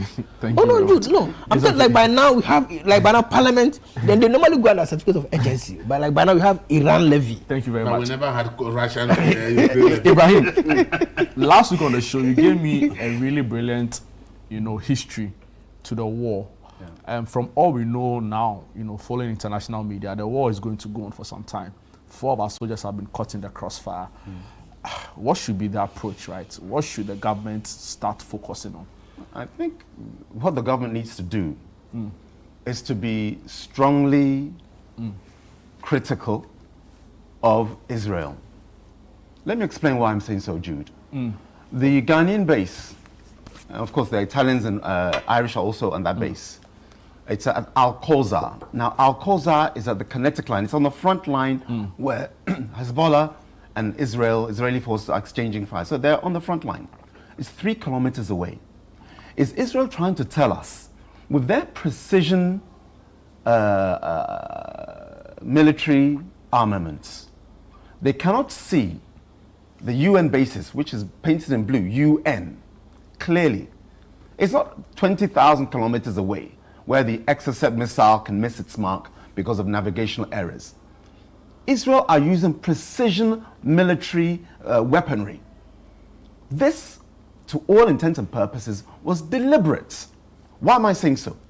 I'm not saying that Hezbollah are not firing across, because Hezbollah are in the wooded area adjacent to where the battalions are, or gambats. Their job is to preserve the peace, so that you can't be at the back, you need to be inside. But Israel knows where the base is. Irish and Italians are also at the same Al-Qawza base for UNIFIL. In Lebanon? In Lebanon. You cannot tell me, with all your precision, that this was an accident. You cannot. Clearly marked UN. Now let's look at some of the precedents. In December 2025, what did we do? Because of the treatment that our members of parliament received, Ghanaian members of parliament, and other members of a delegation at Ben Gurion Airport, treated our official delegation very badly. We then deported 3 Israelis in protest. Again, Israel doesn't like the fact that Ghana's government has supported vocally and also given 40 tons of products to the Gazans who are being massacred and genocided by Israel during that time. You think that Israel has not thought of this? You can't speculate. You can't speculate, but I can. Because yet they have given you a track record. When ambulance, again, this is from the International Red Cross, carrying ambulance, they targeted ambulance. They've killed people at whim. I'm talking the Israeli Defense Forces. So Ghana shouldn't somehow think... What should be the focus of the Foreign Affairs Minister? I just told you. I said in my opening communication, we have to be very critical of Israel. The moment you give a bully any kind of comfort in your talk, 1, they disrespect you, 2, they'll continue the same thing. And Israel is a bully. Because look at all the other countries that it has attacked. Every country within there. We remember, I was watching Benjamin Bibi Netanyahu. From the 1990s, Iraq is 2 weeks away from a nuclear weapon. Once you remove out Iraq and then Libya and then Iran, he said it. We've all witnessed it. We're all consumers of the politics in this area. Bibi Netanyahu, the Polish guy, Ashkenazi Jew, he's not even Semitic. Do you know who's Semitic? Those who are coming from the Prophet Shem, son of Noah. The Palestinians.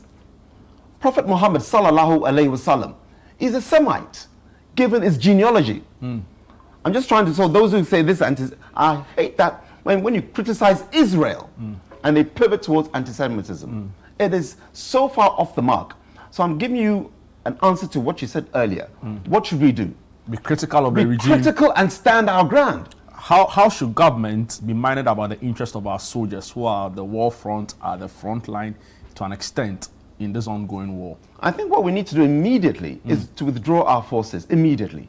Amazing. That's what we need to do. Thank you so much. And I can come back to what you said earlier regarding the 111 hospitals. Remember, we'll have that conversation very briefly, maybe 30 seconds each before we go. But just by way of information, and our very good friend on the show, Wanda Victor Kuto Esquire, this Friday we'll be launching this really impressive book, your one-stop shop for everything immigration. The title of the book is The Immigration Formula, the Rules, the Packaging and Strategy. And the foreword is by Professor Larry A. Di Matteo and His Lordship Justice John Kulendi. And it's an interesting read for academic purposes, for general knowledge acquisition. And we'll be there to support him at the Shippers Authority 4 p.m. 4 p.m. this Friday. And so congratulations, Wanda, on this. Our final conversation for the day, 29-year-old Charles Emisa on the 6th of February was hit in a hit and run incident. A committee has been set up to look out at the issues. Ibrahim, very briefly. Sure. And I'll pivot very briefly onto it. Initially, I mentioned that there are, in my mind, around 86 have been completed of Agenda 111. The figures I'm giving you are now from the Ministry of Health. Of the Agenda 111, 28 of the sites have now been completed at roofing, and roofing has been completed. 28.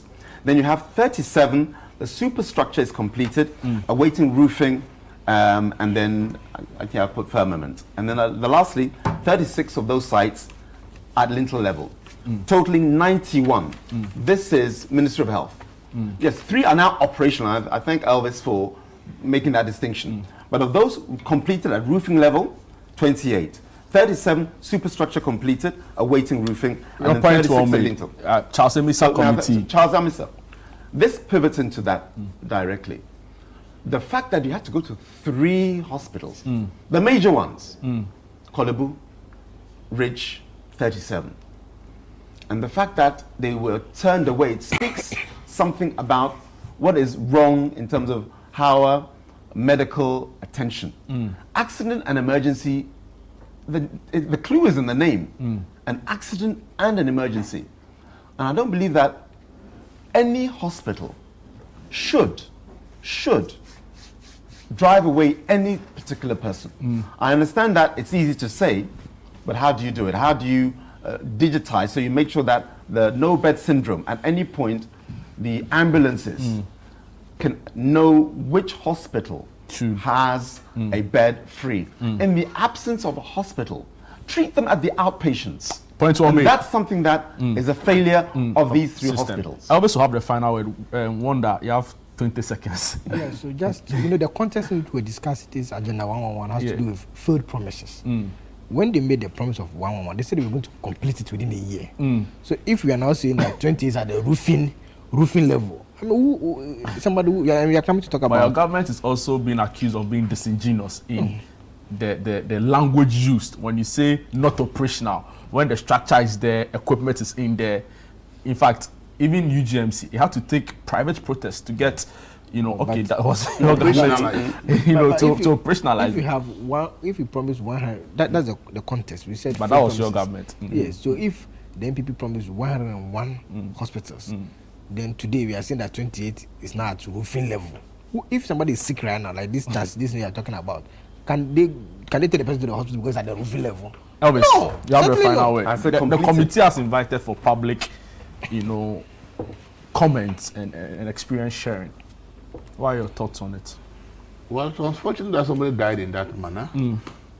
However, the directive issued by the Ministry of Health shows that there was some deficit in the standard operating procedures of the hospitals. Because for somebody to die, public outcry, before you are now saying that anybody with emergency, that is right, they must give the person first aid before. If it tells me that that was not part of the standard operating procedures. So it meant that probably with that statement to me, it means that you may not even be able to blame the people for what they did. It means that until this directive, they were not under any obligation to give anybody first aid before referring the person, which I see as an anomaly. I think that if somebody is rushed, as we said, it's an emergency. So if the person is brought, no matter what the circumstance, something should be done to at least keep the person alive before any you think that at least look at him. At least.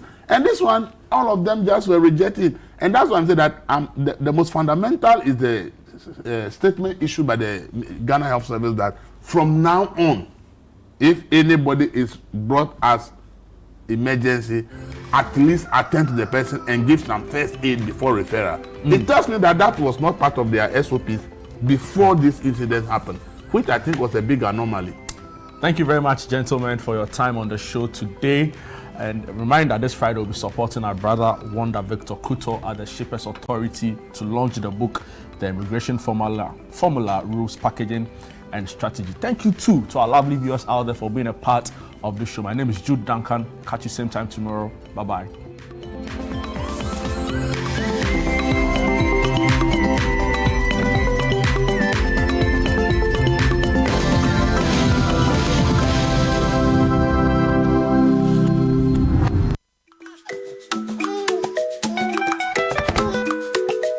How may I help you today? We'd like to open a bank account.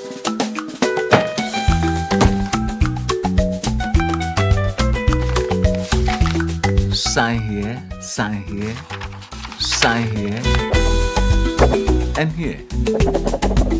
And now you draw direction to your house. I need your thumbprint. And I'll need your birth certificate too. No, I need the original. A lot has changed since you bank like this. So have we.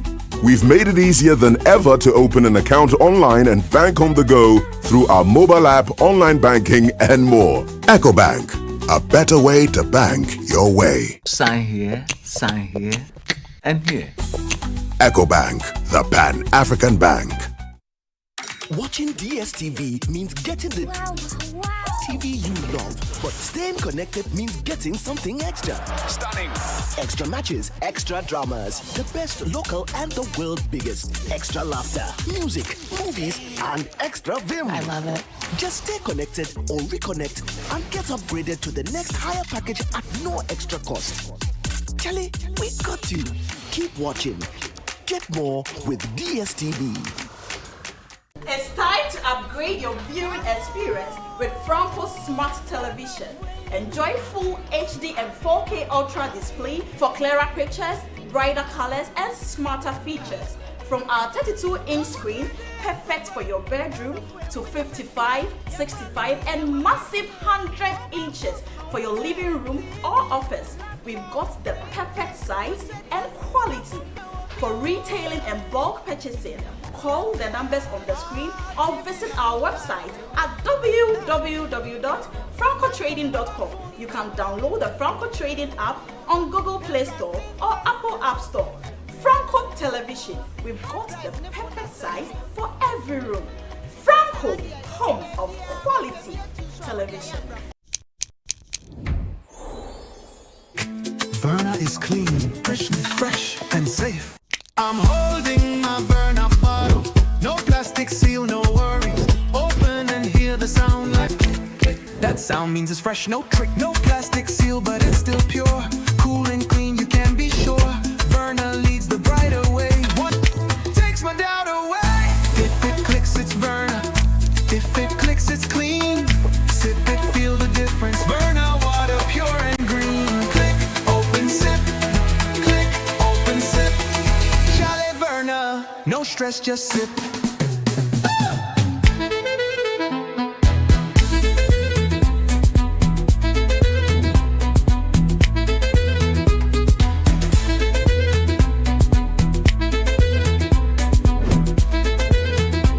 Charlie Verna, no stress, just sip.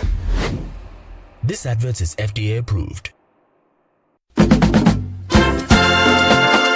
Feel the energy and reconnect with your roots this March at the Back to Your Village Food Festival 2026. Join us for a celebration of Ghanaian culture and cuisine from all across the country. Northern, Akan, and Southern villages will all be represented. It's It's more than just food. It's about culture, family, and memories that last a lifetime. Let's come together this March to discover the flavors that make us who we are. The date is 28th and 29th of March 2026. Venue is the A4 Sutherland Children's Park. The time is 10 a.m. through till 6 p.m. each day. Interested vendors can register by calling 0205-973-973. The Back to Your Village Food Festival is powered by Channel 1 TV with support from 97.3 City FM.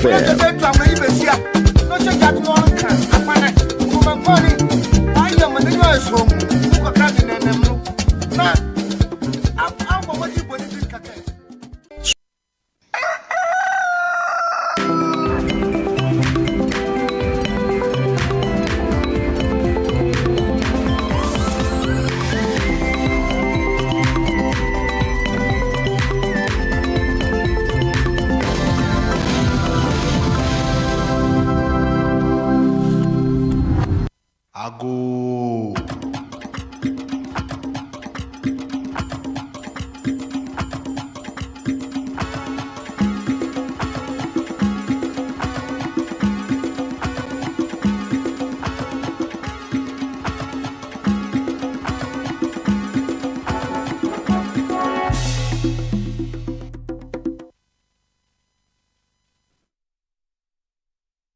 All right, welcome back. It's still Breakfast Daily right here on Channel 1 TV. My name is Chris Carter and... My name is Philip Latte.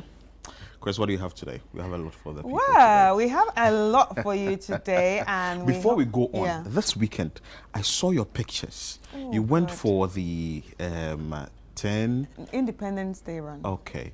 And you didn't take me along. Oh, 10 kilometers, yeah. I'd have lost like 200... Oh, but there were a I lot would of have lost people. some calories by now. Yeah, and you would have enjoyed it. Yes. You would have, next time. You did a thing, we did it father side, mother side. Okay, no, Saturday I have another run. Oh, okay. It's 5 kilometers. Okay. You'll think about it. No, I'll go. Okay. I would have preferred a 10, but maybe because you think... Oh, you have to start small. I have to start small. Even 2 kilometers, small. Okay, so 1, 2, so let me start with the 5 Right. the next time we are going. But it was a good one. Yes, it was a good one. You did so. I saw your mapping and all that. Yeah. That was a great one. It actually made me realize that the university is so big. So my co-host is a runner. If the country is thinking of athletes, yeah, they should definitely get in touch with you and you can do something for them. I promise I will not disgrace you. You know disgrace. Anyway, we have a lot for you on the show today. Let's start with the Heritage Caravan. Thank you so much, all our sponsors, for making day 1 to day 8 a success. Thank God the Caravanites are back. They came back last night. It was a fun galore. They visited 14 regions in the country. They had a lot of fun. Every individual on the caravan at least proved a point. And it tells you that the 2027 one we are on. So you should get yourself ready for the 2027 edition of Heritage Caravan. I want to say a very big thank you to all our sponsors, starting with Hollard Insurance, and also you can see on the screen Didi Homemade Shito. Thank you so much for your support. Also Gino, thank you so much for sponsoring. Hollard, like I mentioned earlier, thank you so much. Nanes Rice, thank you so much. Omni Bisik Bank, thank you so much. Piva, yes, Piva, grateful. You also stayed on with us. Caveman Watches, we saw your big watch that you were roaming with on the caravan. Also, Guel, thank you so much for fueling our vehicles to go around the country. Mini Me Achomo, yeah, that beautiful snack you can get. Make sure that you get it today and enjoy yourself. Thank you so much for coming on. Admin Granite Paste, yes, for that delicious granite soup or your beverage or your bread or whatever you want with that granite paste. Thank you so much. And also, Ghana Tourism Authority, we are most grateful for coming on board and supporting and sponsoring the Heritage Caravan 10th edition, that is 2026.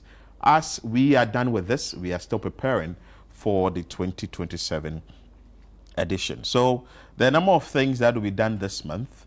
That is the on-air series. That is a Heritage Month on-air series that will be bringing you some today. Today is going to be Bernard Avle and also Kweku Daku Ankra, and it's the creation of the African personality, the influence of Ghana. So it's happening today exactly 10 a.m. We will air that for you. So you want to stay here with us so that you can get yourself that information and education you need so far as our heritage is concerned. Mind you, the entire month of March is dedicated to Heritage Month, and we will be learning a lot of things so far as our route is concerned. So stay with us here. Let's bring you a lot more on the shows. This is brought to you by GTP, GCB, and Bethel Dental, and a South African airline. All right, so still on the Heritage Month, the final one will be on the 28th and the 29th of this month, March, which is the Back to Your Village Food Festival 2026. We're all headed to the Ifua Sutherland Children's Park, where we are going to be enjoying different delicacies from our villages in their true form, in their original form. There are actually some meals that you eat and you realize that, okay, this is what they are trying to make, but no, they're not making it well, maybe because they're not really from that region. But these meals are actually going to be cooked from people of these regions, and these are meals that might have been forgotten because of urbanization and the fact that we are all in the city. So we're bringing the village to the Ifua Sutherland Children's Park for your Back to Your Village Food Festival for us to have a good time. It's not just about the food, there's also going to be a lot of cultural displays, and of course at the end we are all going to jolly and, you know, dance off the meals that we must have eaten on that day. So you're going to be seeing different villages and you're going to be enjoying food from all these villages. Anyway, if you are a food vendor, one that deals with indigenous meals, all you need to do is call the number 0205 973 973 to be part of it.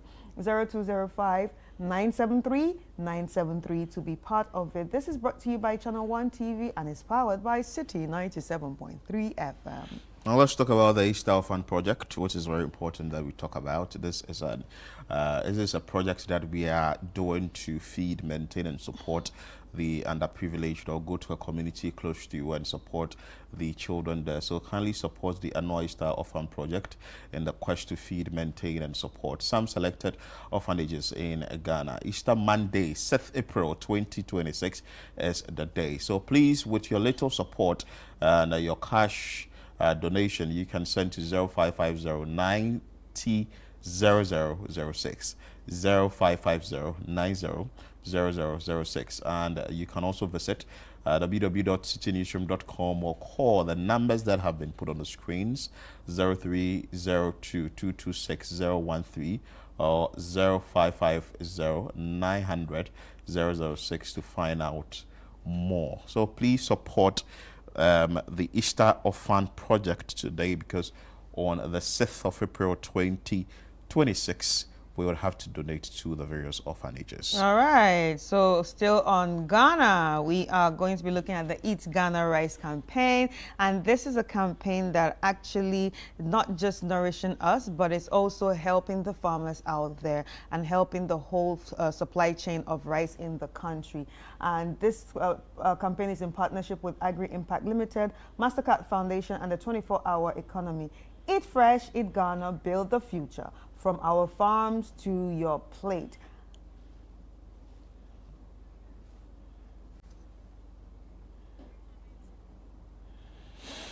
Yeah, so it's been interesting. Eat Ghana and ensure that you are enjoying everything made in Ghana. And of course, do not forget that the things you can see on the set, that is the rich crafts. Yeah, that is the traditional furniture, let me put it that way. It's provided and also brought to you by Tekura. Visit their website today or visit their showroom today and get yourself this one that you can use to decorate your house. This particular one close to me was used for the Wakanda, Black Panther movie in 2022. So make sure that you are getting it today and ensure that you would be able to get it. Again, the Channel One, the app, the Channel One News app. Make sure that you download the Channel One News app today and get what you would want by way of information, so that all what we are talking about here, you would have just gotten it with just a notification on your phone.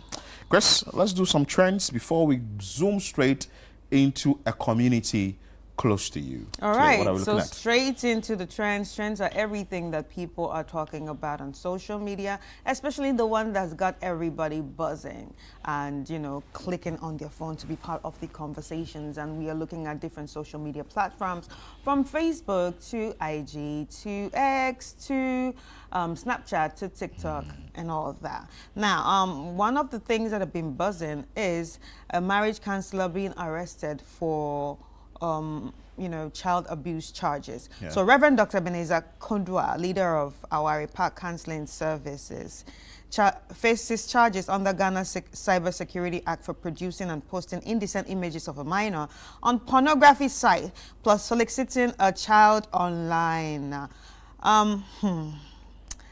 The Cybersecurity Authority and police uncovered the evidence leading to his court appearance on March 8 and remand for 3 weeks. Communications Minister Samuel Nate George hailed the arrest as proof that no one evades accountability under the cyber laws amid public shock over Kodua's family's advised persona. I'm very super excited about this one. It just shows that the Cybersecurity Authority is working. And I've started from the beginning, especially when they developed the different websites on how to curb, you know, some of the, you know, sexual acts that goes on social media, especially the one that has to do with sextortion. I realized that, yeah, these people actually know what they're doing, and these people are trying to help people be safe on the internet. And I don't care if you're a pastor, I don't care if you're anything, but as long as you have committed an offense, I think you should be accountable for that. The laws must actually deal with you. So let's bring you comments on what the general public is saying about this particular story, which is very troubling. And this one says that good job. Now you kind of ask your cyber security team and the Ghana police to use this energy to end Galamsey. Really, this way you're channeling your conversation to. May this be the beginning of a massive crackdown on pedophilia in this country. Amen. I actually support this. I actually support this because there's a pedophilia problem. Wow. There's a big, I'm serious, there's a pedophilia problem. That has to be dealt with. It has to be dealt with, and you see it from the people speaking online. You see it from the people sexualizing underage kids. There's a pedophilia problem. It's scary. So there's another message too that says that if a hunter can get 3-year-old for killing 3 years. 3 years for killing grass cutter, and not one here say this guy has been granted bail later in a way. True. There are some things you read and you suddenly get shot of worse. A whole reverend and an international marriage counselor who should be a father figure in society, shaking my head. He's self-styled, because tell me how an ordained reverend would do this. And you see, with this comment, I actually think that we should also look at the people that call themselves counselors. A lot of people come out of nowhere and then they become counselors all of a sudden. They're on the radios, they're on the TV stations, they're giving them, we're platforming them. They're coming to tell us rubbish sometimes. They sound ignorant sometimes, and they call themselves certified counselors. We've never seen the certificate. We never saw the schools that they went to. Nobody knows anything, but they're on the radio. They have the loudest voice, and the radio stations are platforming most of these people. Oh, I like your energy this morning. Oh yeah, let's call a spade, because these are the people deceiving people. These are the people that will say, bring your child here because this child has evil spirit. Then the people bring their children there. Then they'll tell you, we need to bath this child for 7 days here, and you have to bring a special water and maybe 500 Ghana cedis. Then you give that 500 Ghana cedis. You see a man out of nowhere touching your daughter's whole body because he wants to remove a spirit. So it's very, very serious. They need to crack this down. I'm serious. Wow. It's true. I like Chris's energy this morning. Oh, it's please, telling you that if you have children, you understand. This is very painful. It has to be cracked down. Anyway, let's bring you another message on this. This one says that our society treats pedophilia like it's normal. He must be jailed. He found guilty. Well, yeah, you say.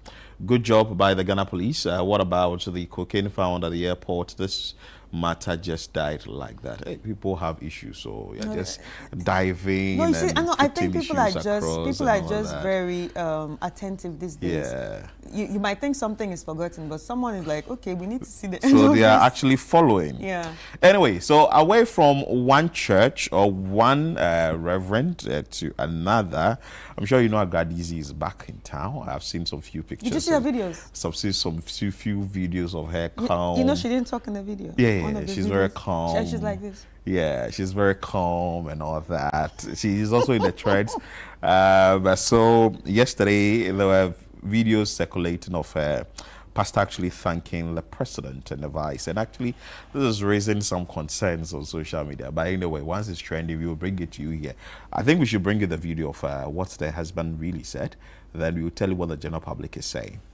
The man of the land, His Excellency, my God, John Dramani, or then the whole penny, Yamame Lotina, and the first lady,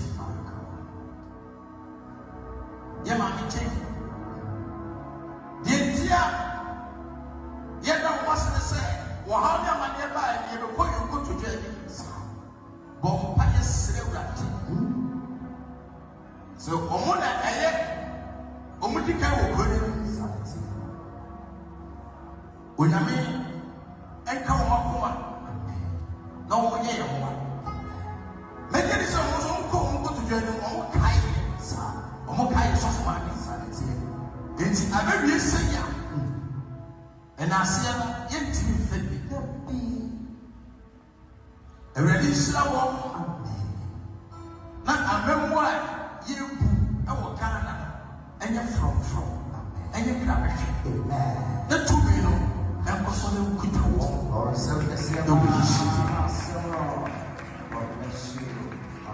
and he was Well, so that is an interesting one there. You can see Siama actually thanking the president, his wife, and the vice president. But me, I don't have any issue with this. I think they are the leaders of this country. So once the Agrada has been given, her sentence has been reduced, well, you just pay, you give respect to who respect is due. But let's bring you comments. I feel like behind every strong woman, there's a strong man. And that's a strong husband right there. Supportive.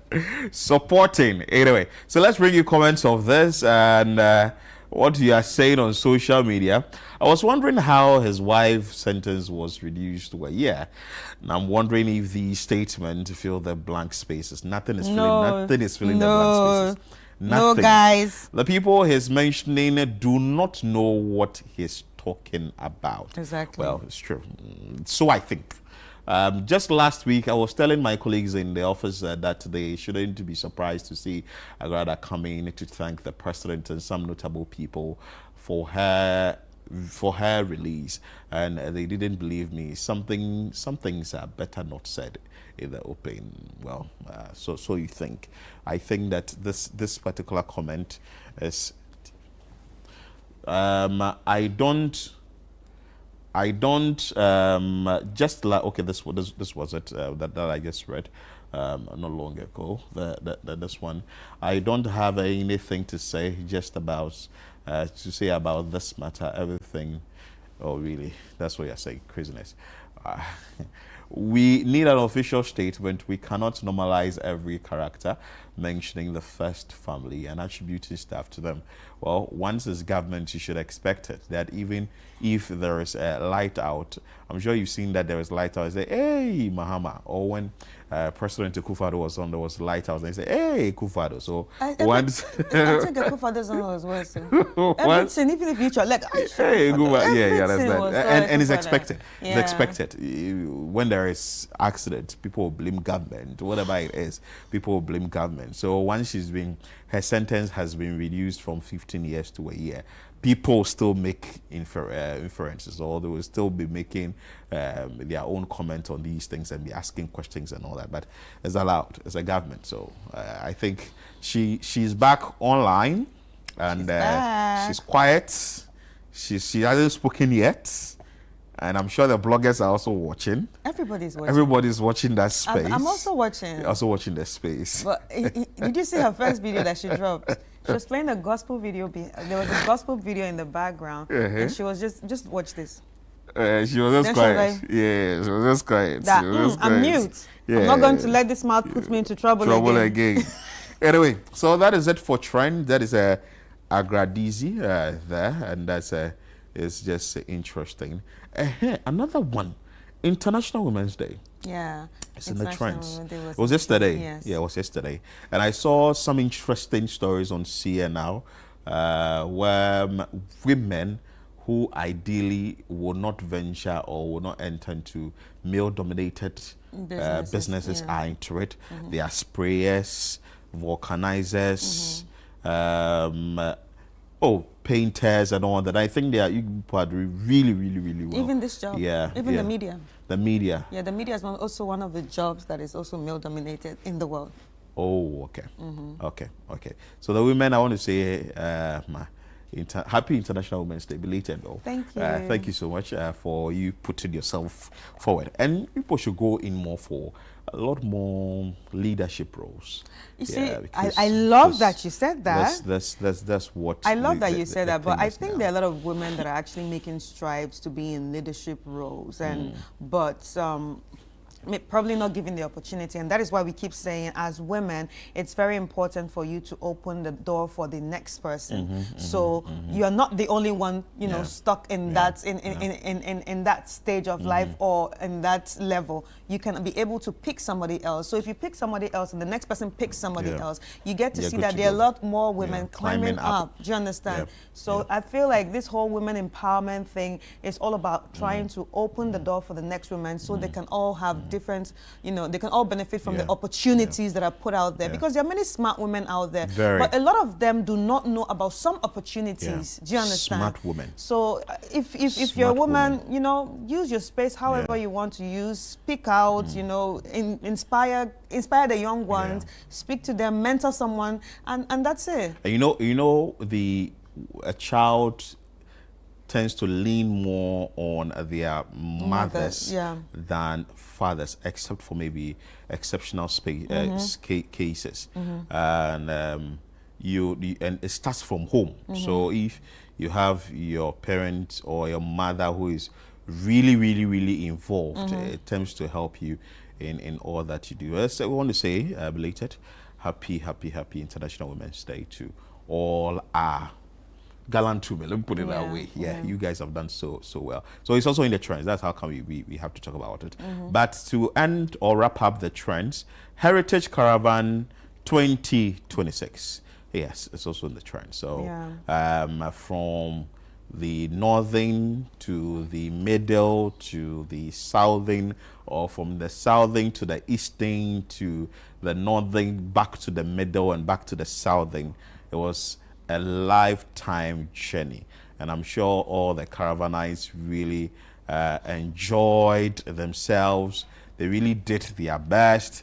People had fun, and the bus 3, bus 4, trust me, some of the messages and comments that we saw, and the caravanites also did very well by acknowledging the effort of their drivers, and those are people who actually held them on from one particular place to the other. So it was a very good one. I think it was good for the caravanites, and we are preparing for the 2027 edition. So as you prepare, we are also preparing here to give you nothing but the best here on Channel 1 TV and also City 97.3 FM. But it looks like Chris will be on for the next one. So I told you I'll be on. Chris will be on for the next because one. I've never been around the country. I've been to a few places, but not around the country. So I'm just using this as, you know. Can you meet their energy? Well, you never know. I can do a 10-kilometer run. Why can't I? You can be the energy. Anyway, so that's interesting, and that's it for the trends. Let's bring you the video of the day. After, we will move into a community close to you and tell you the issues within that particular community. Video of the day now.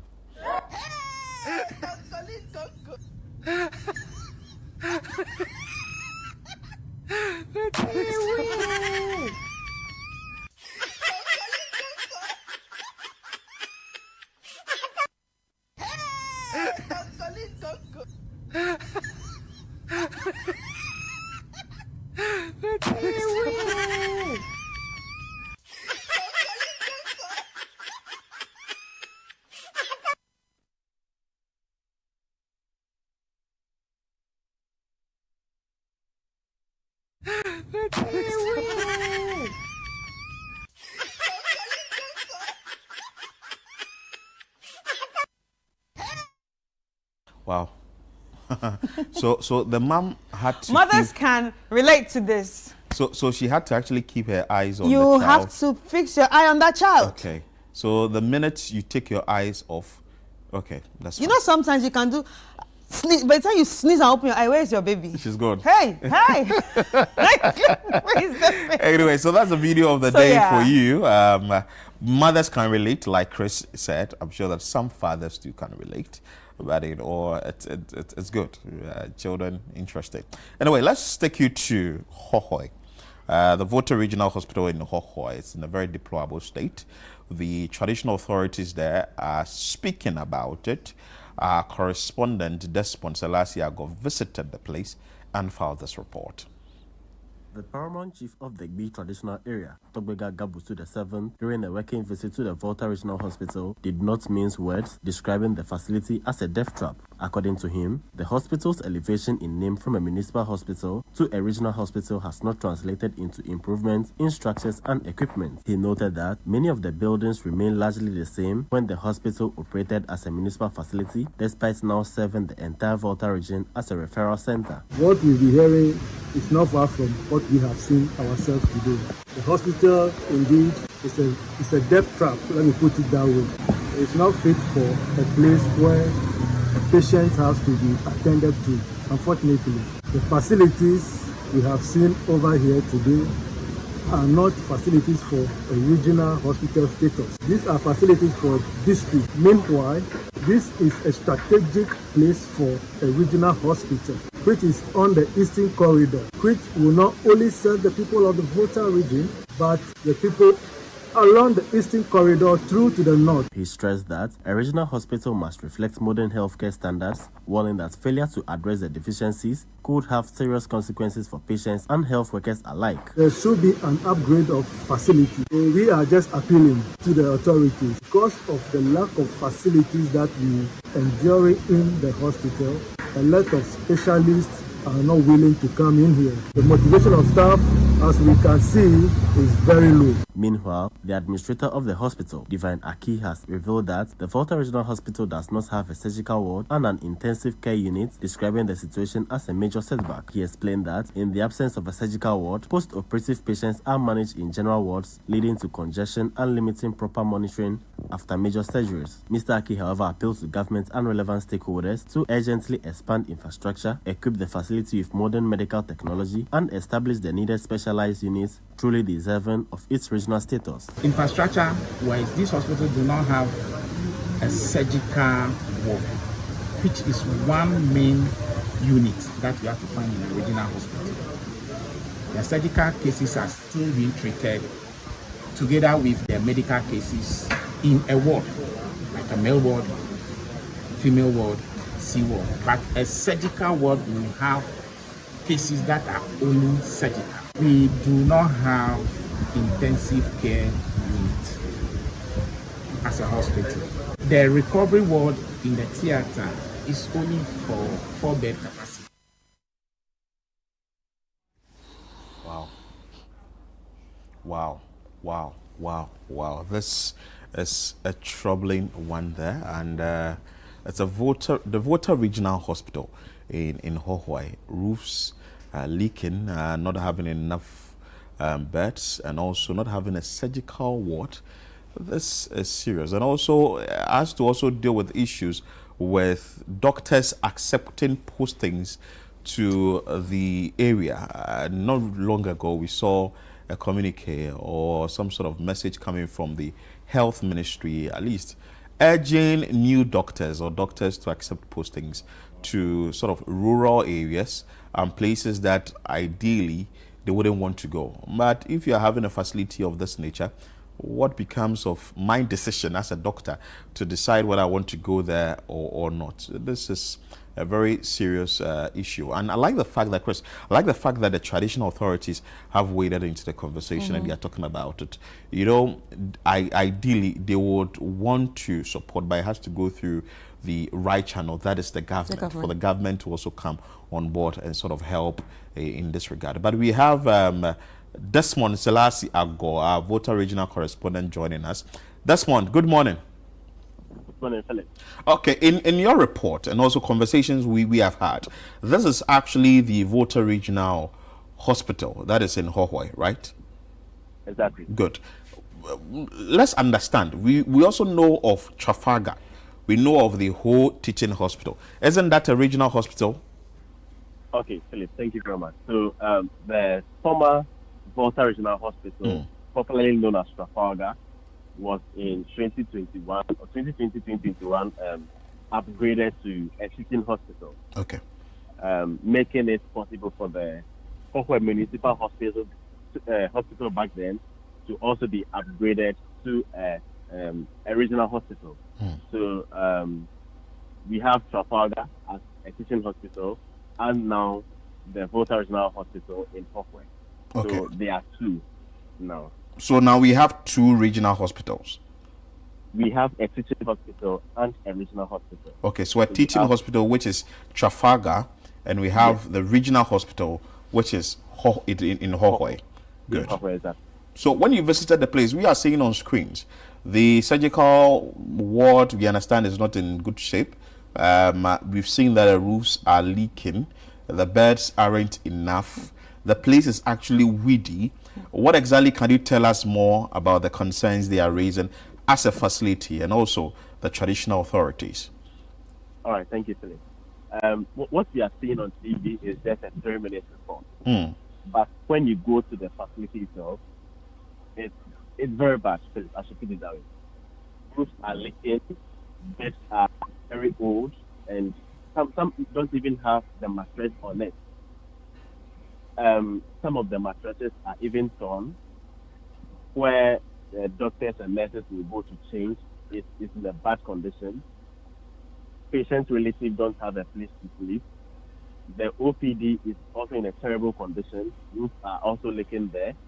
There are inadequate furniture in the facility, where people will even sit when they come in to the OPD. It's also limited.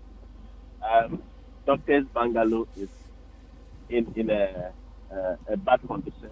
Some don't even have the facility to sleep in, so the hospital has to rent for them outside the hospital. So emergency cases, especially in the night, are difficult to manage because doctors have to drive all the way from the Hohoe Township into the facility. Now here lies the case in City of Health and Allied Sciences. It's also having another campus in Hohoe, and this is situated in the Volta Regional Hospital in Hohoe. The Fred Newton Binker Public School of Health in Hohoe is situated in that same facility.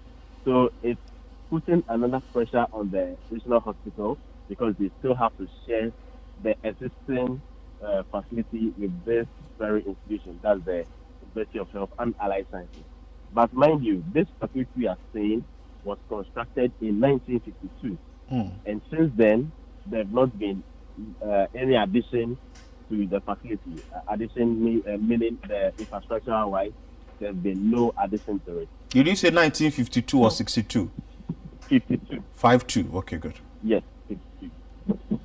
And now that it's even been upgraded to a regional hospital, the needed upgrade to make it a befitting regional hospital has not been seen for about 5 or 6 years now, we've still not seen any infrastructure development in the facility. Although there are some few developments bringing up, I learned those were done by the Assemblies of God Church. Aside that, nothing really is happening in the hospital. There's no ICU, there's no surgical ward, so surgical cases are still managed in the medical ward, and this is not safe, or this is not good for the health condition of those who are just coming out from the surgical ward. The theater is very small. It can't contain enough people. The emergency unit is very small. The dialysis unit, they only have two dialysis machines in the facility, and it's putting a whole lot of pressure on the hospital, because the hospital takes care of those in the Volta region.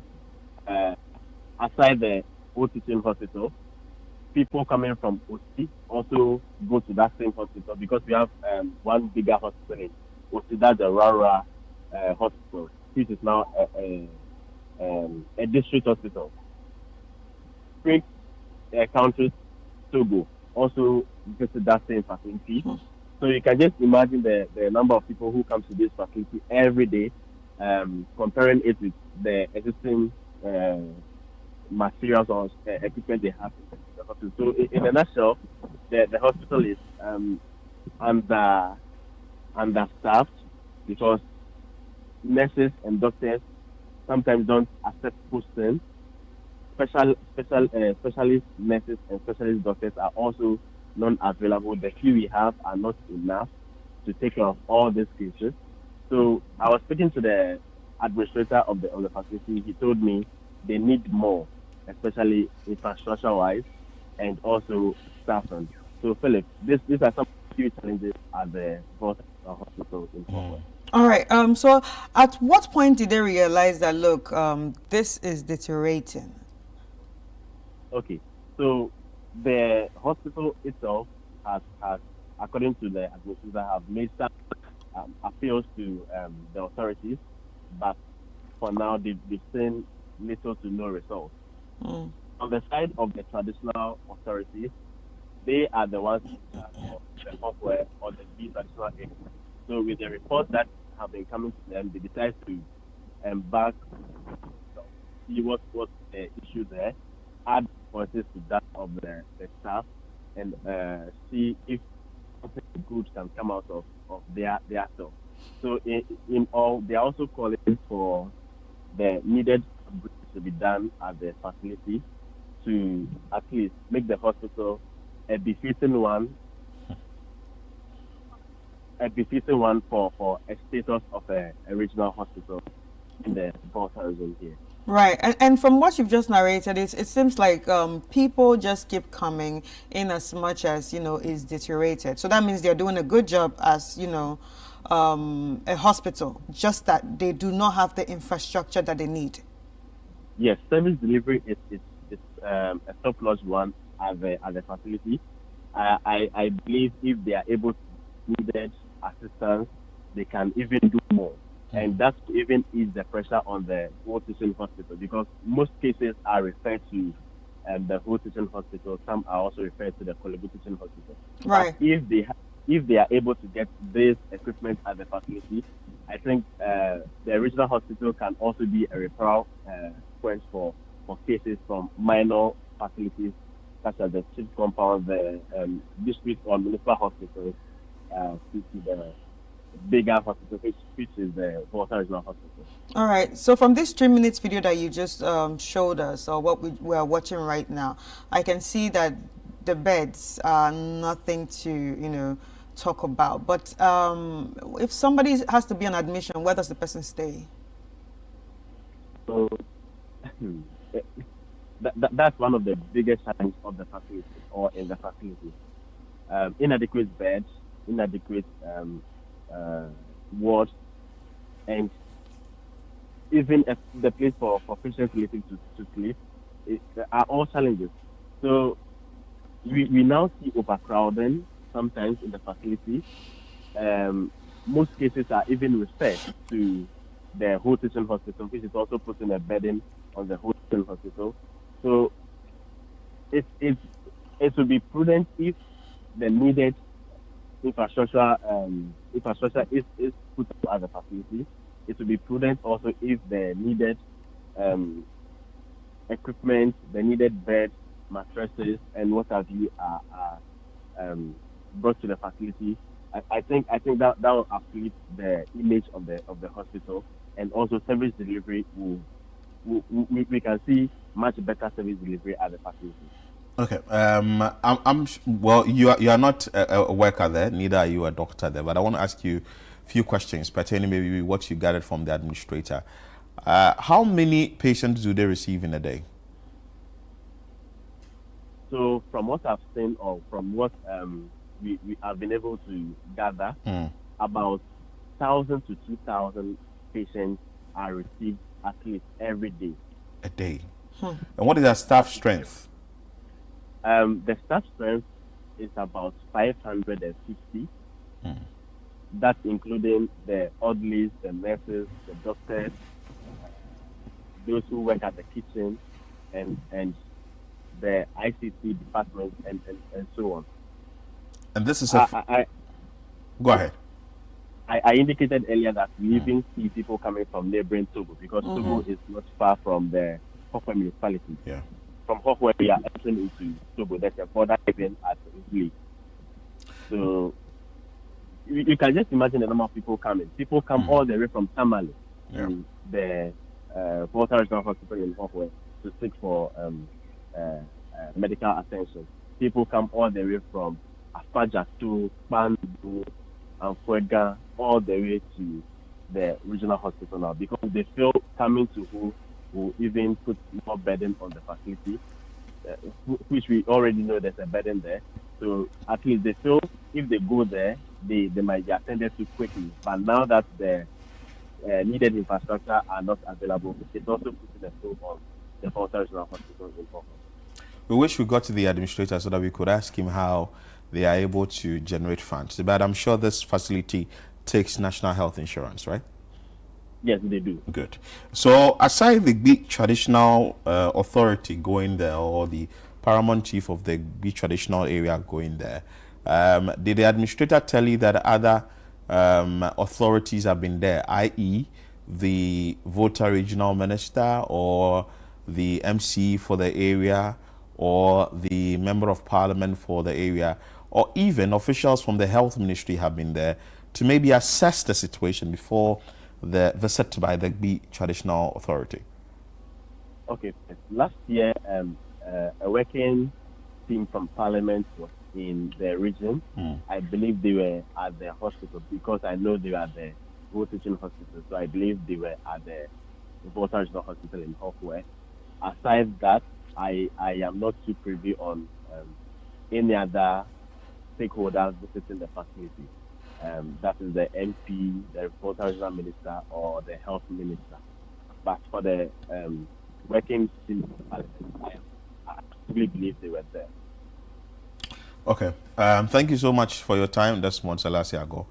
He's our Volta Regional correspondent, and he brought us that troubling story on the situation of the Volta Regional Hospital in Hokwe. The reason why we had to clear the air on the fact that is no more Trafalgar, which is the whole teaching hospital, but it's now in Hokwe. So that tells you that, by the way, when you come to Accra, we have Kolebu Teaching Hospital, and we have the Greater Accra Regional Hospital, which is Ridge Hospital. So in this case, we are talking about Ridge Hospital, which is in the Volta region. So that is the Volta Regional Hospital in Hokwe.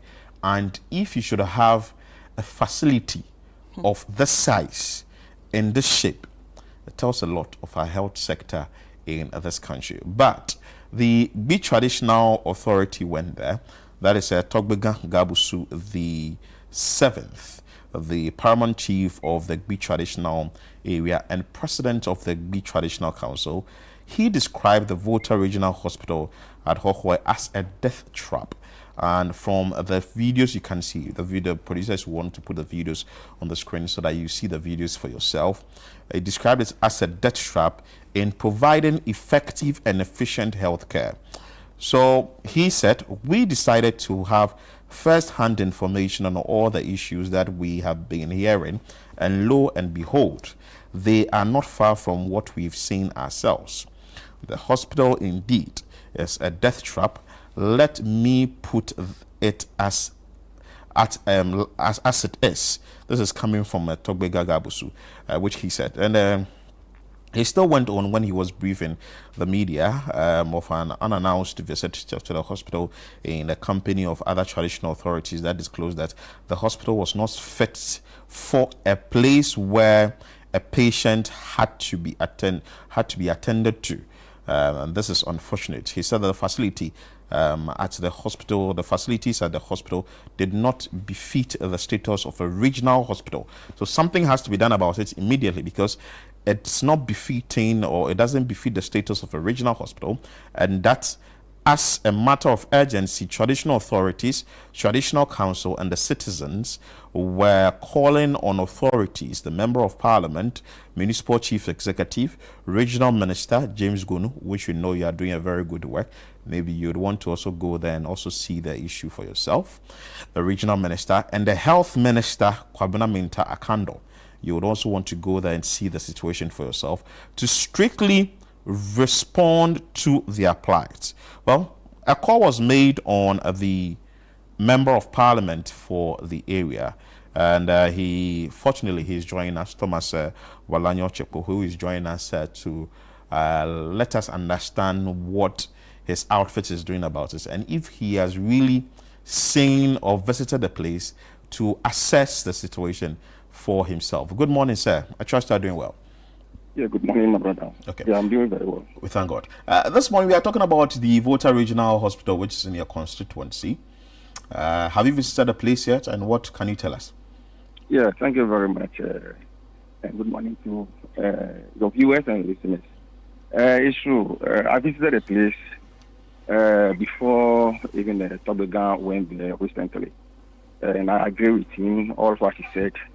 I perfectly agree with him. The situation there is very, very, very, very bad.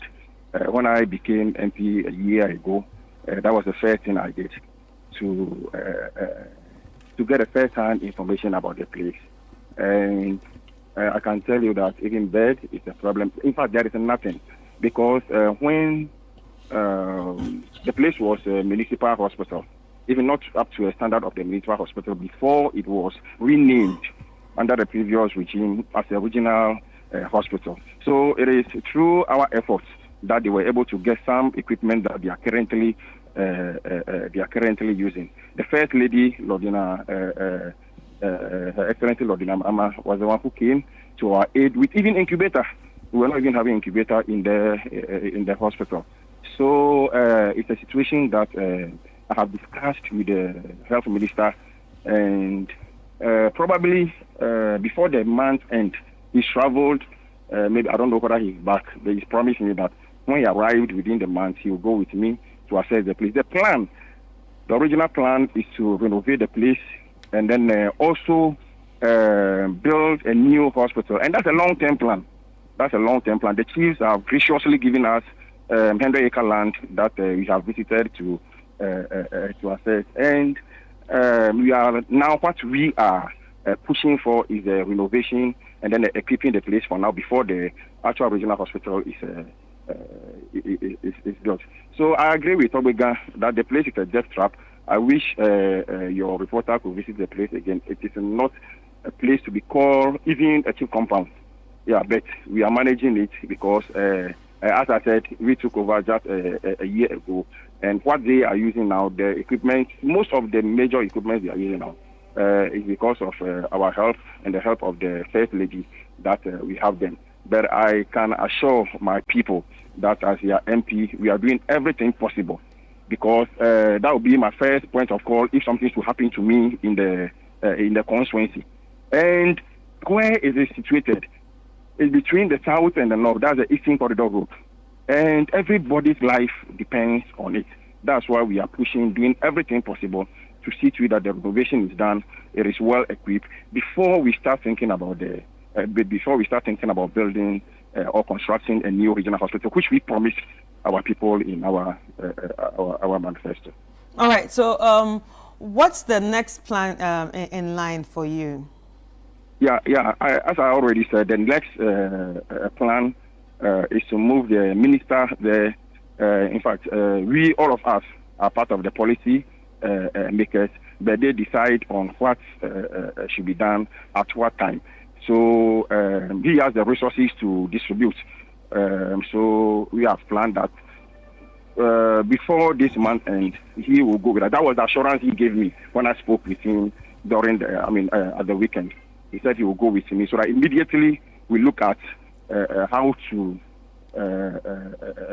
handle the immediate situations before we look at the next day. So it will be in phase, the first day, second day, the next day. But the immediate action is to visit the place so that immediately we see what we can do to address the situation. All right. So, but is there any possibility that, say, by the end of this year, that there should be a little facelift to the hospital? Because exactly. It's actually a very important hospital. Exactly. That's why I agree with the Togwega for saying it's a death trap. I have also made such a statement before that it's a death trap.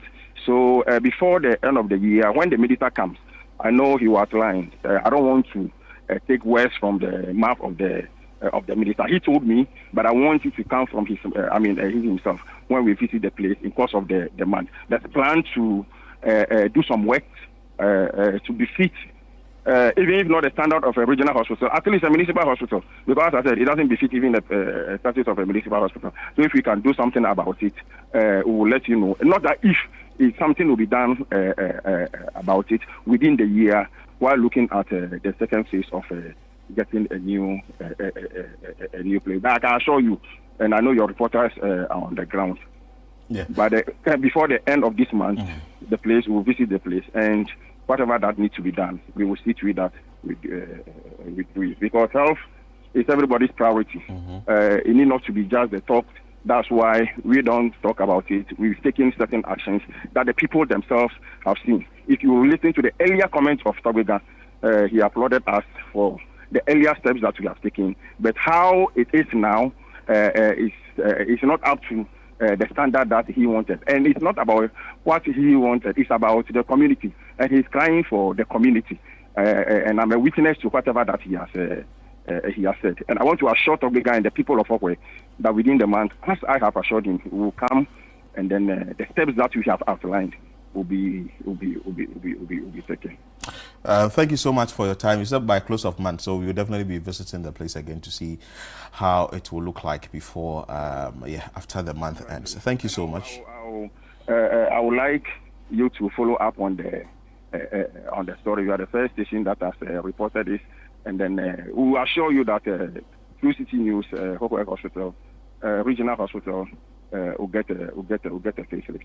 Beautiful. So we'll be monitoring closely, and if anything you'd want to share with our reporter or with us as to the updates, then definitely you'll be given the coverage that it needs. Thank you so much for your time. Very well. Thank you. So that is the Member of Parliament for Hohoaya, Thomas Walanyo Chepo, who actually spoke to us, and he has assured that some form of work will be done. We are just hoping and praying that that form of work that will be done, that renovation that will be done, should be done immediately, so that individuals who use the facility will now heave a sigh of relief, so that when you go there, you know that I'm going in there to get health care. I'm not really going there to go back home with another ailment. So it's very important. That has something that has to be dealt with. So from the administrator of the facility, that is a Divine Aki, he mentioned a number of things that the facility actually needs, and I will be mentioning some of them here, and we are just hoping and praying that the authorities will now monitor keenly and get these things done. So the hospital lacks intensive care units with only 4 theater bed capacity. It presents a woefully inadequate strength because of the huge number of daily cases, as well as referral, including obstetric and gynecology emergencies. He also said that the facility also lacked accommodation for specialists. Hence, the hospital must be compelled to rent for doctors so they could stay and work. Getting a place for the health workers is very important, so that one will also have to be looked at. But this particular facility, which our reporter made mention of, that is Desmond Selassie-Ago, is that it was commissioned in 1952. So that is some 74 years ago. Yes, if my math is correct, is right. So Some it's 74 years. Ghana. Yes, Ghana is 69. And if you have a facility that is 74 years, by now we should actually gotten a better facility by now. But looking at the way that facility is in, it's nothing to write home about with the current building, and hence the urgent need for its infrastructure to be upgraded. He called on stakeholders, including individuals, and this we are also calling because the government cannot do it all. So please and please again, stakeholders, individuals, organizations, to support the hospital in addressing the challenges it currently faces. So as part of your corporate social responsibility for this year, you would want to think of the Volta Regional Hospital, because we are having about 1,000 to 2,000 people using the facility each day. It's in a very deplorable state. You may not know where you find yourself tomorrow, and you would have to be taken to this facility.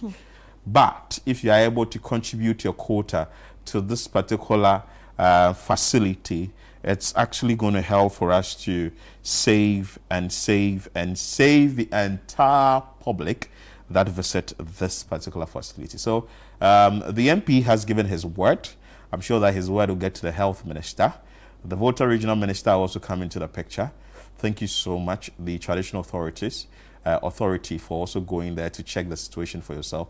That is a big traditional authority. I think that's it. It's okay. Yeah. And we'll be monitoring and watching closely. We'll be monitoring and watching closely, like Philip said. But anyway, that's the end of our community segment today, and we'll be bringing you more in the week. But then it's time for us to check out the Heritage on Air series, and it's part of the programs that we'll be having throughout this Heritage Month.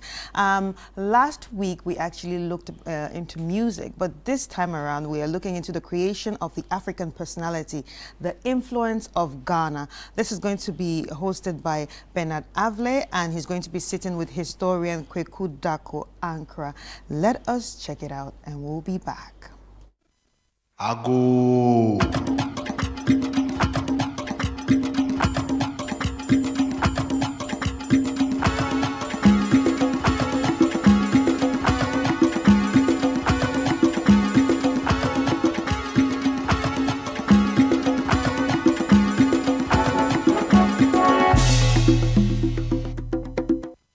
So welcome to our Heritage Month on Air series here on Channel 1 Television and 97.3 CDFM. On the series, we bring you various aspects of our history as a people. And our focus this season is on the influence of Ghana on other Africans in creating the African personality. My name is Bernard Avle. I'll be hosting your historian, my historian, Kweku Dako Ankara. Stay with us. Ago.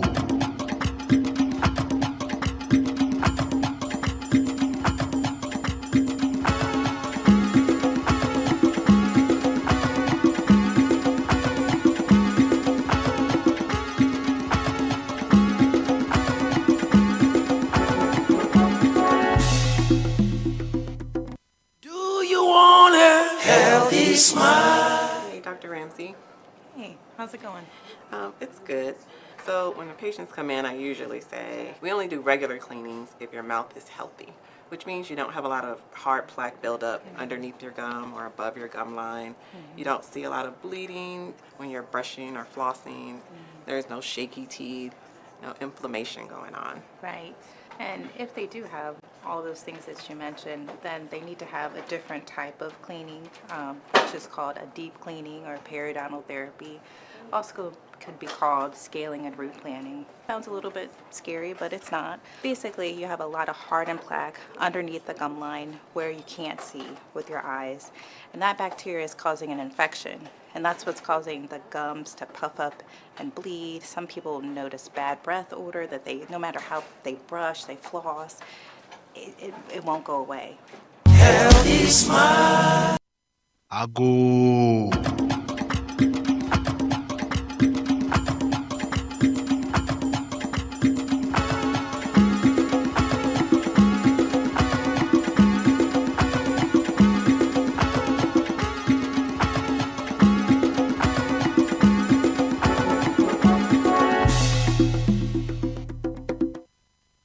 Welcome back. So the Heritage Month on Air series this season is focusing on the role of Ghana in shaping the African personality for a number of countries. We recall Nkrumah in his famous speech spoke about the new African in the world and obviously spoke about the African personality. But how influential has Ghana been in raising other respected Africans within this conversation? Kweku, thanks for joining us again on 2026 Heritage Month. Thank you. It's good to have you. How are you? I'm fine. Wonderful. I think it's a good time to talk about this because our president in the past month traveled to Zambia and he visited Kenneth Kaunde's tombstone. And clearly Ghana is respected globally. But Lester, what do you mean by the African personality? Yeah, so the African personality is the idea of people living in tandem with the African values and culture. That wherever they go, they should exude that Africanness. The way we dress, the way we speak, our philosophical thoughts based on proverbs, based on some folklores, and all those social values that we sort of exude in our communities. These are values that are different from what is the European or what is Asian or what is even American. So every race is known for their specific way of thinking. That ontological basis of their being is something that is supposed to be shown. So when we talk about African personality, that is the kind of ideas you espouse, the way you conduct yourself, the way you dress, the way you speak, and to show respect to that Africanness. So which Ghanaians would you say were key in defining this African personality? So the African personalities idea, first and foremost, started somewhere in the 1890s by a movement called Gonfanti movement. This was a radical wing of the Aborigines Right Protection Society. They were people who believe in African ideas. So they came out with the notion of return to nativity. And this is clearly seen in the work of Samuel Richard Buato Auma in his work on African or Gold Coast consciousness. If you read Gold Coast consciousness, he talks about the philosophical thought of the African, their value system, and the way the African personality ought to behave, different from what he described as colonial subject, which has been trained with Western ideas and values to prove himself as fit for the British Empire. And the argument is that people should move back to the way of doing things in their African way rather than fully graduate to become that colonial subject that the British want them to be. So this led to a lot of contestation. And out of it, the return to nativity came the name changing. So the Africans with European names started changing their names back into African names. So you see Anaman changing his back name to Anamoa. Okay, you see somebody called Danso changing Danson or something, changing his name back. You see someone with any other European name trying to bring it back. So Blankson will become Kuntu. So Blankson will become Kuntu and all those kind of things. So that is how it started. Then they also, Kinsley Hayford, in his native Gold Coast Native Affair, tried to also argue that the African traditional system or institutions of governance are themselves also organic to the African people, and it has served them so well for centuries, and there is no need to push it away, and that it can be run concurrently with the governance of the Europeans. And this is what he pleaded with the British in the Gold Coast Native Institution.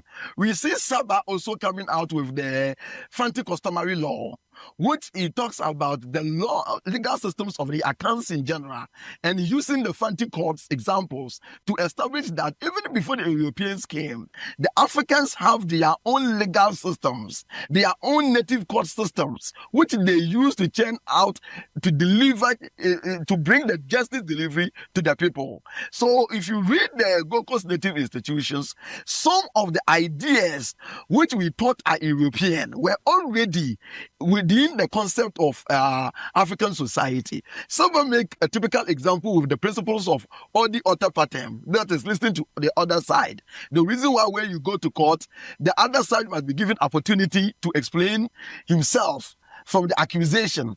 He used the case of Edumedu case, where this man, Edumedu Ansa, was a Fanti guy who introduced drink, that is palm wine, and he brought it to his father, who was a chief. And his father drank the palm wine for the first time, and he got drunk and slept for a very long time. When the people in the community came and found him that he has slept for a very long time, they thought he was dead. So they took his son Edumedu, who has brought him his father the drink, which they thought is poison, and then they killed him. After killing him, the chief wake up from his stupor, and they said, "Where is my son?" And the people explain that, "Oh, we thought your son has given a poison, and as a result, we killed him." And this idea brought the principles of listening to the other side. So when the Fantis are speaking about listening to the other side, which is, we see it as a Western idea of odi oter patam, they said, "Edu again fantifu vivi, but fantifu kumno, fantifu kuno, the So these are some of the things that he didn't do his father anything, but they just killed him without listening to the other side, simply because he gave his father a drink. So this idea shows you that the Africans themselves have their own. When it comes to wills, we have our will system in Africa a long time ago. We call it Nsamanaso, the oath of the dead. These things are all there. So the idea of justice delivery and laws were already embedded in African society long before the coming of the Europeans. So you've mentioned Atu Anamwa, Casely Hayford. Yeah. You've mentioned Saba. Yeah. So at what point did people like Kwame Nkrumah start talking about this? Because, of course, in the independence speech, you mentioned the African personality as well. And, of course, when we looked at the independence picture, Bedema and Casely Hayford and all those who were with him were dressed in a deliberate way. So after Saba, how were the ideas handed down, and how did that idea transform? So that idea was organic with the African personality. So when they came out with the idea of return to nativity, in the Aboriginal Rights Protection Society's conference in Cape Coast in 1912, all the leaders of the society wore African dress for the 1 week of their conference.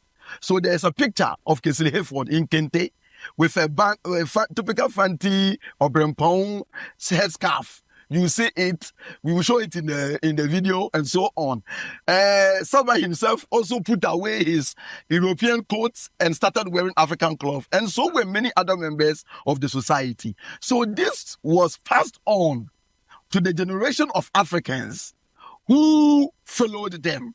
So what Nkrumah was doing was a reiteration of what has already been organic, which is the Pan-Africanist idea, which was not received from the African Americans, but was something that was homegrown from the Africans themselves. And this, you could see it from SRB Atahume's book, Gold Coast Consciousness. It is there.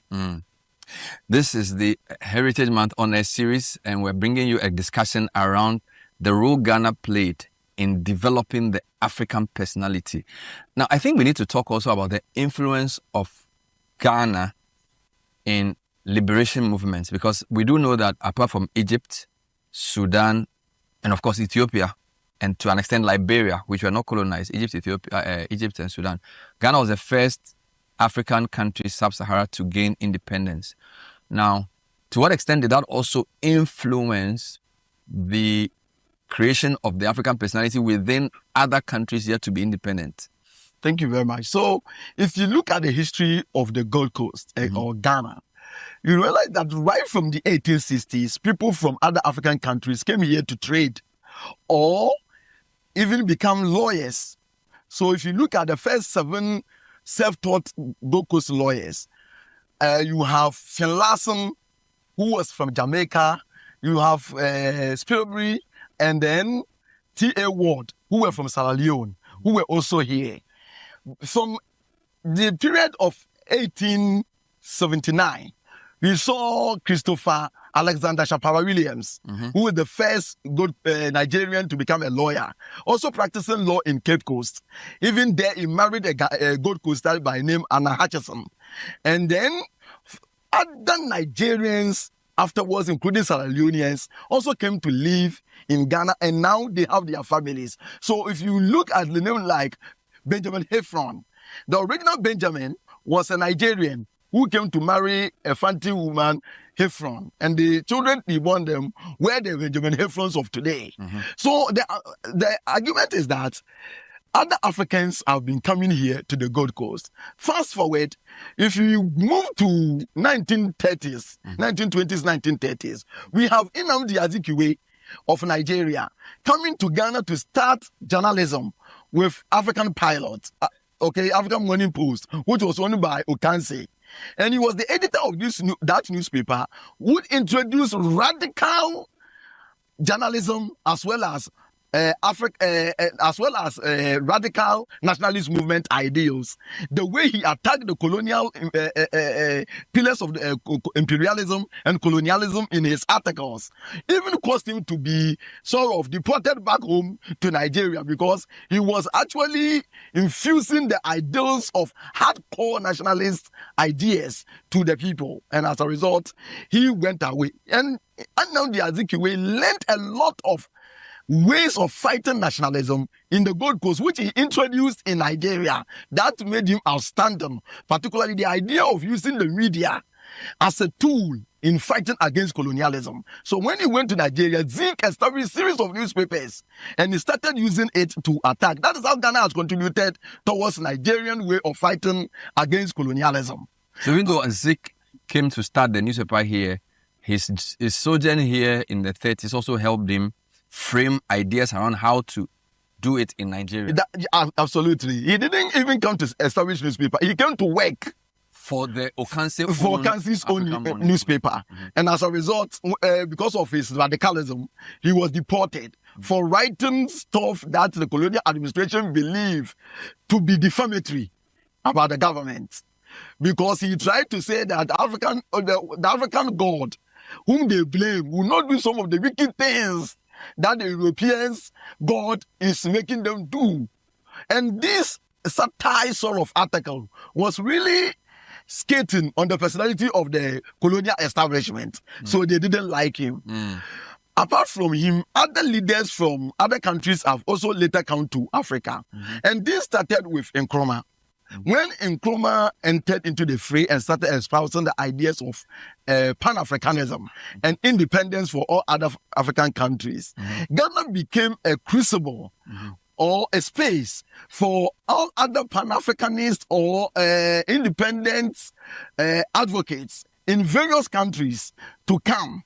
So all the anti-colonialists emerged in Accra and started to learn from the way Ghana has done it to achieve their independence. And Nkrumah did not only end there with a speech, but he also gave financial support, educational support to these people to change their ways of doing this. So some of them, like Robert Mugabe, will be having opportunity of studying at Kwame Nkrumah Ideological College and so on. What I'm trying to say is that because of Nkrumah's idea, certain personalities who came here were able to go back. For example, Joshua Nkomo, who is seen as the father of Zimbabwe, was the first person to come to the Gold Coast from the old Rhodesia, now called Zimbabwe, to come and learn about Pan-Africanist ideals and also the way of fighting against imperialism. and colonialism in his country. So there are pictures of him where he was a man who was known for his enjoyment, and all the time Pan-Africanists will see him gathered at Lidu nightclub, and he will be there hobnobbing with other Pan-Africanists from other countries as well as freedom fighters. And there's a picture of him with Mayo Angelo, who is the famous poet from America, who was then teaching at University of Ghana. There's a picture of him and her where they were in the nightclub at Lidu enjoying themselves. Apart from that, we also have a leader from the Gambia, which is Dawda Jawara. We'll take a pause on that and bring you a quick overview of what we've done so far. We've been talking about the role of Ghana in the African personality creation, with histories traveling all through to the pre-19th century. My guest is Kweku Dakwankra. When we come back, we'll talk about Gambia and other countries whose leaders have been influenced by this idea of the African personality that Ghana stood for. Stay with us. Ago.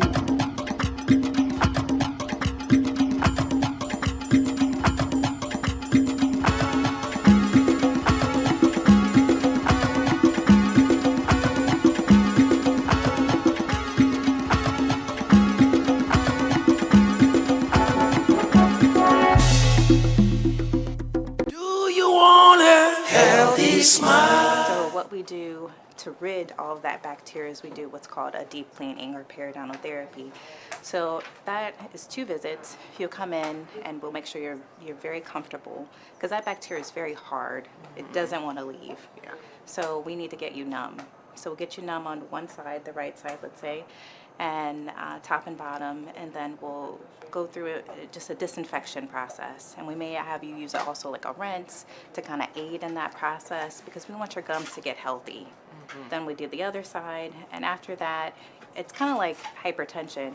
It doesn't ever go away, but we can control it and get the gums healthy. We can't, because the bone shrinks. So we can't regrow the bone, we can't regrow the gums, but we can keep it healthy where it's at and make sure that you don't lose more bone. Because when you have periodontal disease, it's kind of like your teeth are in quicksand, so we need to stabilize things. So you would need to come back after you get the therapy every 3 months. Healthy smile.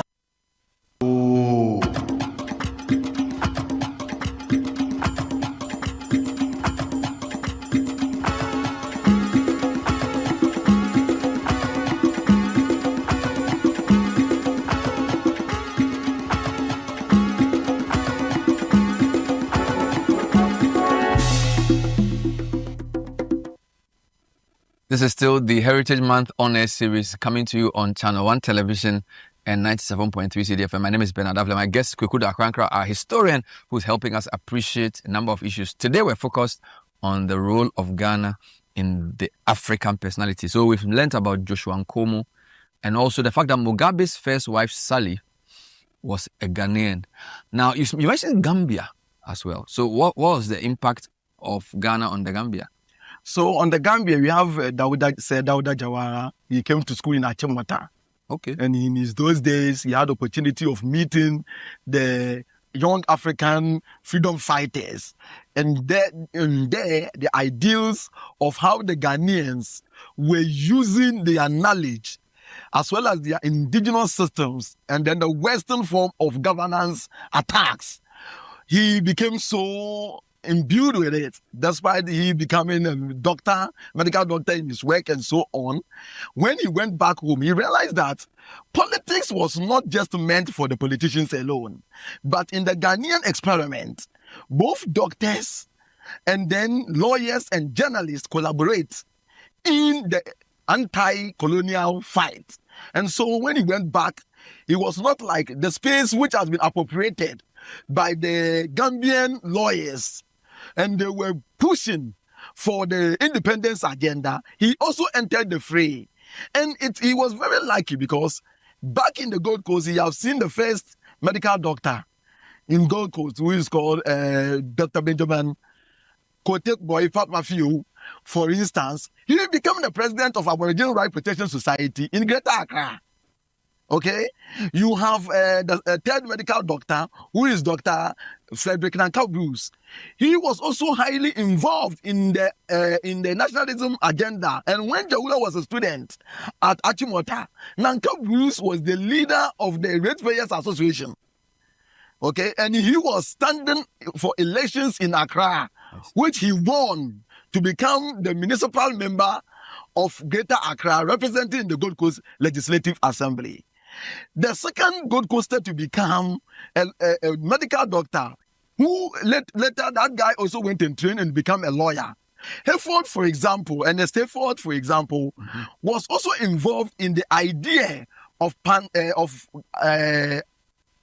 AIPRC, which is Aboriginal Right Protection Society, where he was the one who molded the idea of the economic policy as well as the health development policy for the organization.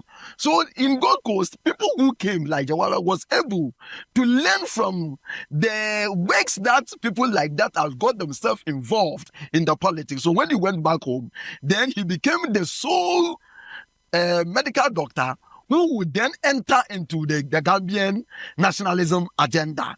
And so that is how Ghana, Jawura coming to study in Ghana, actually shaped his mind and the ideas of how to fight nationalism, that you need not to become only a lawyer or a journalist before you can participate. But whatever knowledge you have, you can use it to help in the anti-colonial struggle. What about places like Malawi and Zambia? So in Malawi, we have Hastings Kamuzu Banda, their first president. He also came to Gold Coast to learn about the ideals of the Ghanaian independence struggles and how he could replicate it back home. So he came to Ghana, worked here, and established his hospital at Kumasi. So in Malawi, there was a propaganda that he is not even a Malawian, but he was from Ghana, town called Banda, which his opponents were using against him back home in Malawi. Wow. But the truth is that he was a true Malawian, and he came to Kumasi to establish his medical practice and participated even in the CPP government. He was also a student of Kwame Nkrumah Ideological College. Wow. And as a result, when they were putting out the idea for Infantoman Girls Secondary School, he was the member of the governing board. Wow. With late Padmo. They were all members of that committee that will later draw out the plan for the formation of Infantoman Girls. Wow. So this is the roles they played. So they were not just passerbys in Ghana. They were active participants in some of our policies. And so they learn. So someone like Hastings Kamuzu Banda, when he went back, he used the Kwame Nkrumah's ideas, including the young pioneer ideas and how he recruited the youth of the country to participate fully in that anti-colonial struggle in Malawi. What about the Zambia? Because I know President Mahama went to Zambia a few weeks ago and obviously paid tribute to Kenneth Kaunda. Would you say there was a direct impact there? Yes, so there was a direct impact in the Zambia too. What it is that back in the days, those countries were all joined together as Rhodesia. So in those times, the ideas of the anti-colonial struggle was something that they all learned from each other, because they used to be one people, North and South Rhodesia. So at first they were Rhodesia before the division came. Named after Cecil Rhodes. Yes, Cecil Rhodes, the man who got all the resources and sent it back to England to create the Rhodes Scholarship, which he claimed Africans should benefit. After all, it is our resources. So what it is that the people in the Zambia, they had opportunity of studying the Ghanaian ideals. So if you look at All African People's Conference, Kenneth Kaunda was in Ghana. And they were all in awe of Nkrumah's ideals. And so Kenneth Kaunda, for instance, studied Nkrumah's strategies and so on. And there are pictures of him coming to the All African People's Conference wearing the African personality dresses. And went back home. So if you look at the Zambian themselves, they also tried to create their own African dress. Unfortunately, they copied blindly. So if you look at their skirt they wear, do you know what it is? It is an appropriation from the Irish skirt they wear. It's what they tried to, indigenize it with the African fabric in their own way. So it was not even full African. Okay, this came to the critique used by Afropolitans like Achilles Mbembe, who argues that what is even organically African. So you can use it to critique what even the Zambians later appropriated with the Aris skirt that they have sort of tried to imbibe with their own African fabric. But that notwithstanding, the ideals of Pan-Africanism, anti-colonial struggle, Kenneth Kaunda learned a lot from Nkrumah and sent it back home to the Zambia. Let's end with Guinea and Mali. There was talk of Ghana-Guinea-Mali union. Was it possible for Nkrumah to start that union because he inspired the leaders of those countries too? Thank you very much. But before we go there, as we said, we have the Zimbabwe. Apart from Joshua Nkomo, there was also Mugabe, as we all know, who came to teach, learn here, and then went back. So for Zimbabwe alone, there were 2 people who had opportunity of studying. And this is shown in their nationalism struggle, the contestation between Nkomo and Mugabe, which is still like what we are also fighting here in Ghana between the old nationalists and Nkrumah's supporters. So that is also at play back home in Zimbabwe. So in Ghana, Guinea, Mali Union, it was an attempt by Nkrumah to show off his idea of Pan-Africanism and continental unity. This was the first experiment he tried to do to show how African countries can mobilize their resources and come together in terms of supporting each other where they are economically weak, where they are in terms of ideological expressions can be passed on, principles of Pan-Africanism and so on can be passed on. And as a result, this can then have a spiral effect of affecting other African countries who will be interested in that continental unity. So for me, the Ghana-Guinea-Mali Union was something that Nkrumah used to show other countries that Africans are capable of joining together irrespective of their countries and the language, their culture, and so on. It doesn't matter. The idea of we being African should be paramount, and that should be what you unite us, not borders, not language, not the way we dress, and so on. So at the end of the day, to end it, that Nkrumahist idea, we saw it in the formation of the Organization of African Unity, which today we called the OAU. And then Nkrumah did not end there. He also went to Congo. He was trying what the issue that happened in Congo and so on. So Nkrumah, as an African personality, tried to exemplify what he spoke about, that it was not a mere rhetoric, but he was able to walk his talk. We've been talking to Kweku Dankwankra, a historian, on the history of this continent, looking at the role of Ghana in making the African personality and also shaping certain key personalities. Thanks for watching today's episode and for listening. We'll be with you next time. Bye-bye. Ago.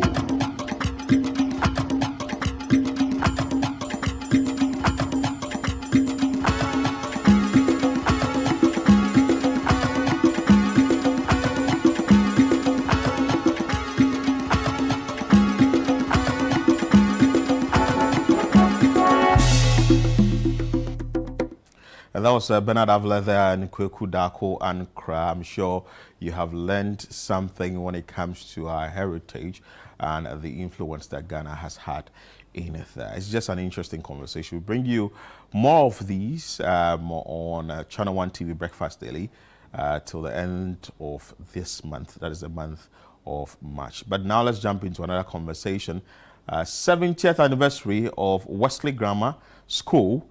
And we are about to talk about it. I'm sure if you are a West Gosa, you should be interested in this, and also you should be listening to the conversation, what exactly they are doing to mark the 70 years of this particular noble institution. Well, in studio for us to talk about that is Seth Clifford Dodu, member of the 70th Anniversary Public Planning Committee and alumni of Wesley Grammar School, Westgosa. And also we have Harriet Mamo on the Mensa, who is a member of the 70th Anniversary Planning Committee and alumni of Wesley Grammar School. Let's start with, thank you for coming, joining you, Harriet, and also Clifford. Clifford, which year did you complete? Actually, I completed in 1996. Old Wadis. And Harriet? In 2003. 2003. That's interesting. Okay, fine. So you are celebrating a 70th anniversary. Let me start with Clifford. What are some of the things you are doing to commemorate the 70th anniversary? Is this something that you've already started the activities, or what activities you are doing? Yes, thank you once again for receiving us to your station. Yes, as you just rightly said, we started with the launching of the anniversary.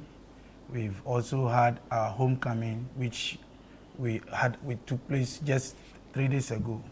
In fact, it was something that we wish you were there to see.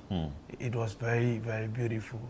And that notwithstanding, we are continuing with the activities. It's a week-long activity which will end on Sunday with the Thanksgiving. Today, we are in the school doing the renaming and rebranding of school buildings to honor past head teachers of the school. Tomorrow, too, we'll be there. And then Wednesday, we have a public lecture at the Wesley Towers. In fact, you need to be there. You can't miss this public lecture because the speakers are well packed and well equipped. And so we need to see you there. It's 6 p.m. to 8 p.m. on Wednesday. Thursday, we are still in the school with other activities. Friday, we have bonfire. I mean, when we talk of bonfire, we are going to do it and do it for the whole world to see that, yes, Westgosa Wamachidenche. And on Saturday is the main event. And we believe that as God gave us good weather on Saturday, this coming Saturday will also be a very powerful one. We are inviting all our friends, both home and abroad.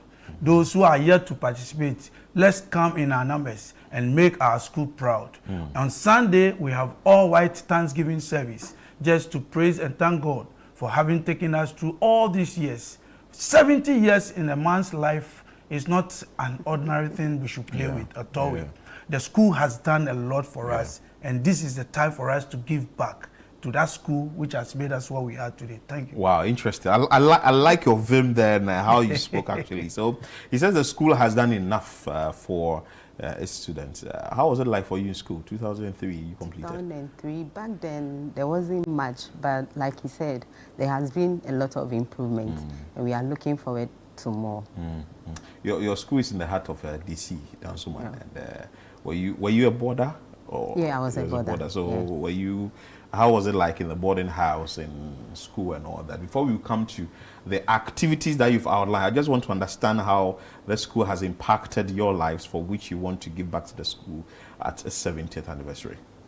Okay, so my life in the boarding school, it was okay, I would say, because back then I came to the school as a day student. Oh, okay. And then later I became a boarder. So yeah, the experience was great. Yeah, it was great.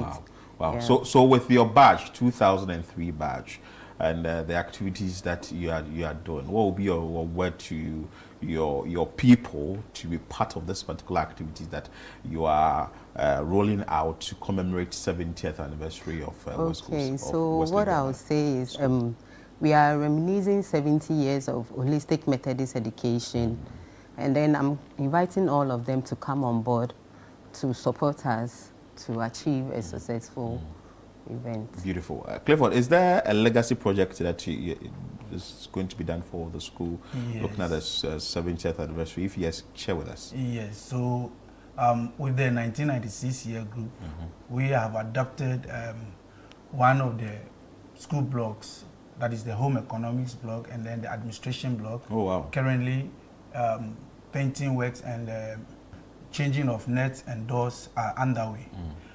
Others have also taken hold of the school main gates. They've refurbished it. Which year has taken hold of those? 94. 94. What is 2003 doing? Okay, so in 2028, we'll be marking our 25th anniversary. Oh, so, okay. Yeah, we'll be. You'll be doing that 2020. Yeah. So go Yeah, ahead. well, we are marking our 30th anniversary actually. 96. So Wow. we are still planning to do more. And see, for whom much is given, much is expected. Yeah. And so we are going to do it. And we believe that all the other year groups who will be celebrating their anniversary will emulate these things, so that as people do mention Achimota and Adizada, Wesley Grammar in the heart of Dansoma. I always say that this is the only school that has no secondary attached. Yeah. And yet, you know, we are doing great out there. Yeah. We are called Wesley Grammar School. Okay. No secondary. No secondary school attached to it. Anyway, so on Wednesday you'll be doing this, the public lecture. Yeah. I can see some prominent individuals coming in there. Is it a ticketed event or is it a free event? No, it's a free event. Okay. Yeah. So we'll be having Professor Peter Quarty and then Professor Rosemond Boahin taking us through the lecture. So we are inviting everyone, West Gosans, the general public, the media, to join us to have an intellectual interaction. And before you take leave of us, I'm sure that you are inviting your members to come in their numbers. Yeah. But why have you decided to do yours from Saturday through to a fresh week to Sunday? I know some schools just do it just within that week, but you are doing it from the previous week into a new week. Clifford. Yes, so, you know, like he said, we are reminiscing the past, what the school has done for us. And 70 years is no joke. Yes. And this is the first of its kind. And so we need to do it and do it very well. And that is why we have dedicated this long period to ensure that we start well and then we end well. So, like she said, we are calling on all friends, those who are home and those who are abroad, to come on board. Those who are here to contribute, your small quota is needed. Come and support a worthy cause.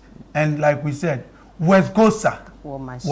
West Gosa, Wamashi. West Gosa, Wamashi. Bang. Interesting. Were you having a position in school? Yeah, I was SRC organizing secretary. No wonder. It's obvious. Thank you so much, Harriet. Thank you so much, Clifford. And make sure that if you are a West Gosa, West Gosan, okay. If you are West Gosan, make sure that you are participating in the 70th anniversary. It's just in the heart of town, close to the Methodist University, around Sharp Curve. So that's not nice one. Thank you so much for your time, and I'm sure the general public will also be there in their numbers. Anyway, let's bring you the entertainment highlights of the day. Well, hello and welcome to Entertainment Highlights on Breakfast Daily, proudly powered by GhanaWeekend.com to bring you the freshest entertainment stories today. I am Ni Komete Kome. The Heritage Caravan 2026, organized by CTFM and Channel 1 TV, marked the 10th anniversary of this landmark cultural experience, bringing participants on an unforgettable journey through 14 regions of Ghana over 8 days. Caravanites explored the country's vibrant culture, history, and traditions, celebrating a decade of showcasing the very best of Ghana. The Heritage Caravan is designed to immerse participants in the richness of Ghana's heritage, from iconic landmarks and historical sites to local communities and traditional cuisine. This year's edition featured visits to celebrated tourist sites in Ghana, along with opportunities to experience cultural performances and taste local delicacies, including traditional Ghanaian meals prepared in different regions. The caravan concluded in Accra. Participants reflected on the memories created, friendships formed, and experiences shared throughout the journey. The 2026 edition was not only a celebration of Ghana's culture and heritage, but also a milestone marking a decade of the Heritage Caravan's commitment to fostering national pride and cultural appreciation. Looking forward, the Heritage Caravan aims to continue its mission of showcasing the diversity and richness of Ghana, creating memorable experiences that inspire both participants and audiences for many more years to come.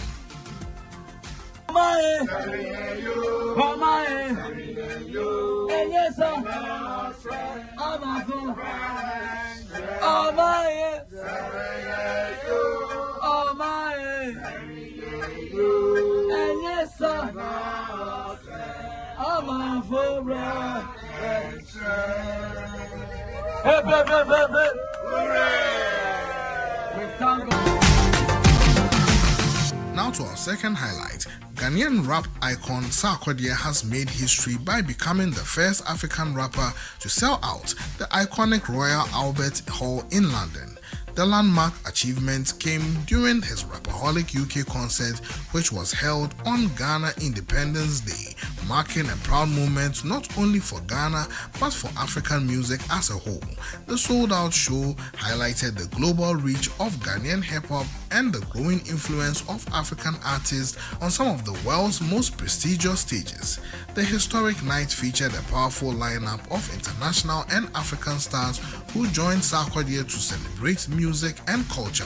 Among the artists who performed were British Ghanaian rapper Stormzy and UK drill star Heady One. Ghanaian stars Efia, King Promise, Kiddy, Last Mid, and Kweku Flick also thrilled the audience with their performances. With the success of this historic show, the journey is far from over. Plans are already underway to take the Rapaholic experience to the legendary O2 Arena in London 2027, promising an even bigger celebration of African music on the global stage.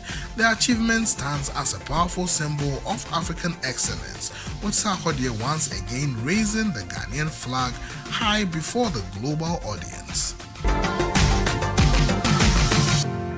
Now to our third highlight, the 2026 edition of Women of Valor, an initiative by Ghanaian media personality Nana Ba Namwa, brought together influential women and creative minds from across the world to discuss the theme, The Pursuit of Fearlessness. Held in London at the prestigious London Hilton on Park Lane, the event created a powerful platform for women to share experiences, inspire one another, and encourage boldness in leadership, creativity, and personal growth. The event was hosted by renowned Ghanaian broadcaster Sewa Amehia, who guided conversations throughout the day as speakers shared stories of resilience, courage, and determination. Women of Valor continues to grow as a global movement dedicated to amplifying the voices of women and sharing untold stories of courage, resilience, and empowerment. The initiative aims to inspire women everywhere to embrace their strength, challenge limitations, and support one another in achieving greatness.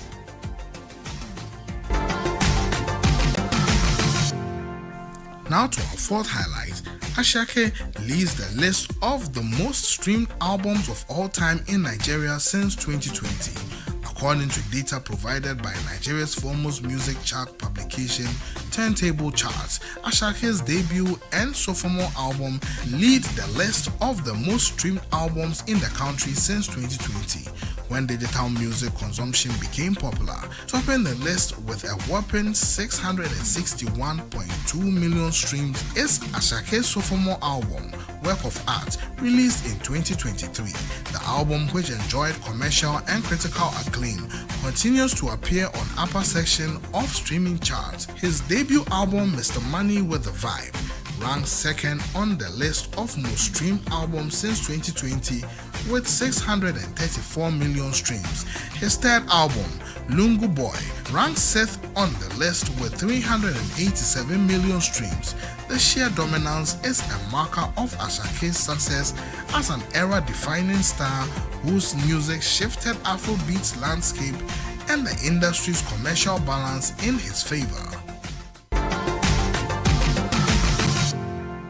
A And that's a wrap on today's entertainment highlights on Breakfast Daily, proudly powered by GhanaWeekend.com. Now you know we've got you covered. From the hottest music releases to exclusive celebrity updates, stay tuned, stay connected, and keep your finger on the pulse of the world's entertainment. For more stories, behind-the-scenes content, and the latest updates, visit GhanaWeekend.com. Until next time, keep enjoying the vibes. I am Ni Komite Kome. All right, welcome back. It's still Breakfast Daily right here on Channel 1 TV, and that was the entertainment highlight of the day. And if you want more of that, just follow them on social media and also on YouTube. Now it's time for us to get into some sports. We have the tall man here that takes us through all the sport. Of course, he's repping some city sports, and Yao Minta. Chris Carter. Yes, how are you? Philip Ni Lati. So why do you laugh when we have the tall man here? Oh, I mean, I didn't expect that. Are you not like the tallest man in the company? No, I think it's Mr. Mitui, our chief editor. Okay, yeah. I think, me and him, I think we're about the same height. Or what's his name? Ima? No, I'm taller than him. Oh, I'm taller. He is a bit buffed, but I'm taller than him. Are you referring to Ima the Rastaman? Yes. Okay, that's fine. I'm taller than him. He's a bit buffed, but I'm taller than him. Yeah. All right, so tall people. Oh yeah. Sports. This past weekend, some FA Cup games took place. Arsenal were involved or were in action. They beat Mansfield Town by 2-1. It's like a lower league team. So Emirates FA Cup. Arsenal went on. They beat them. Liverpool also beat Wolverhampton Wanderers. Man City beat Newcastle, and I'm mentioning these teams because they will be competing in the UEFA Champions League round of 16 stage tomorrow and on Wednesday. And so on Wednesday you have Man City taking on Real Madrid, which is a very big game. And on Tuesday, which is tomorrow, you have Newcastle taking on Barcelona. And just like I mentioned for the English teams, yes, Barcelona will also involved in league competition this past weekend, and Phillips wonder boy Lamine Yamal was the one who got the winner for FC Barcelona. Lamine Yamal. Yeah. I mean, is he still 17 years? Oh no, he's now 18. He turned 18. I mean, he turned 18 last year. The last. So he'll be 19 this year. Yeah, once we turn, I think it's June, July, August. Within that period here, he turns 19. And so life comes at you really fast. I mean, this guy was just recently 16 years.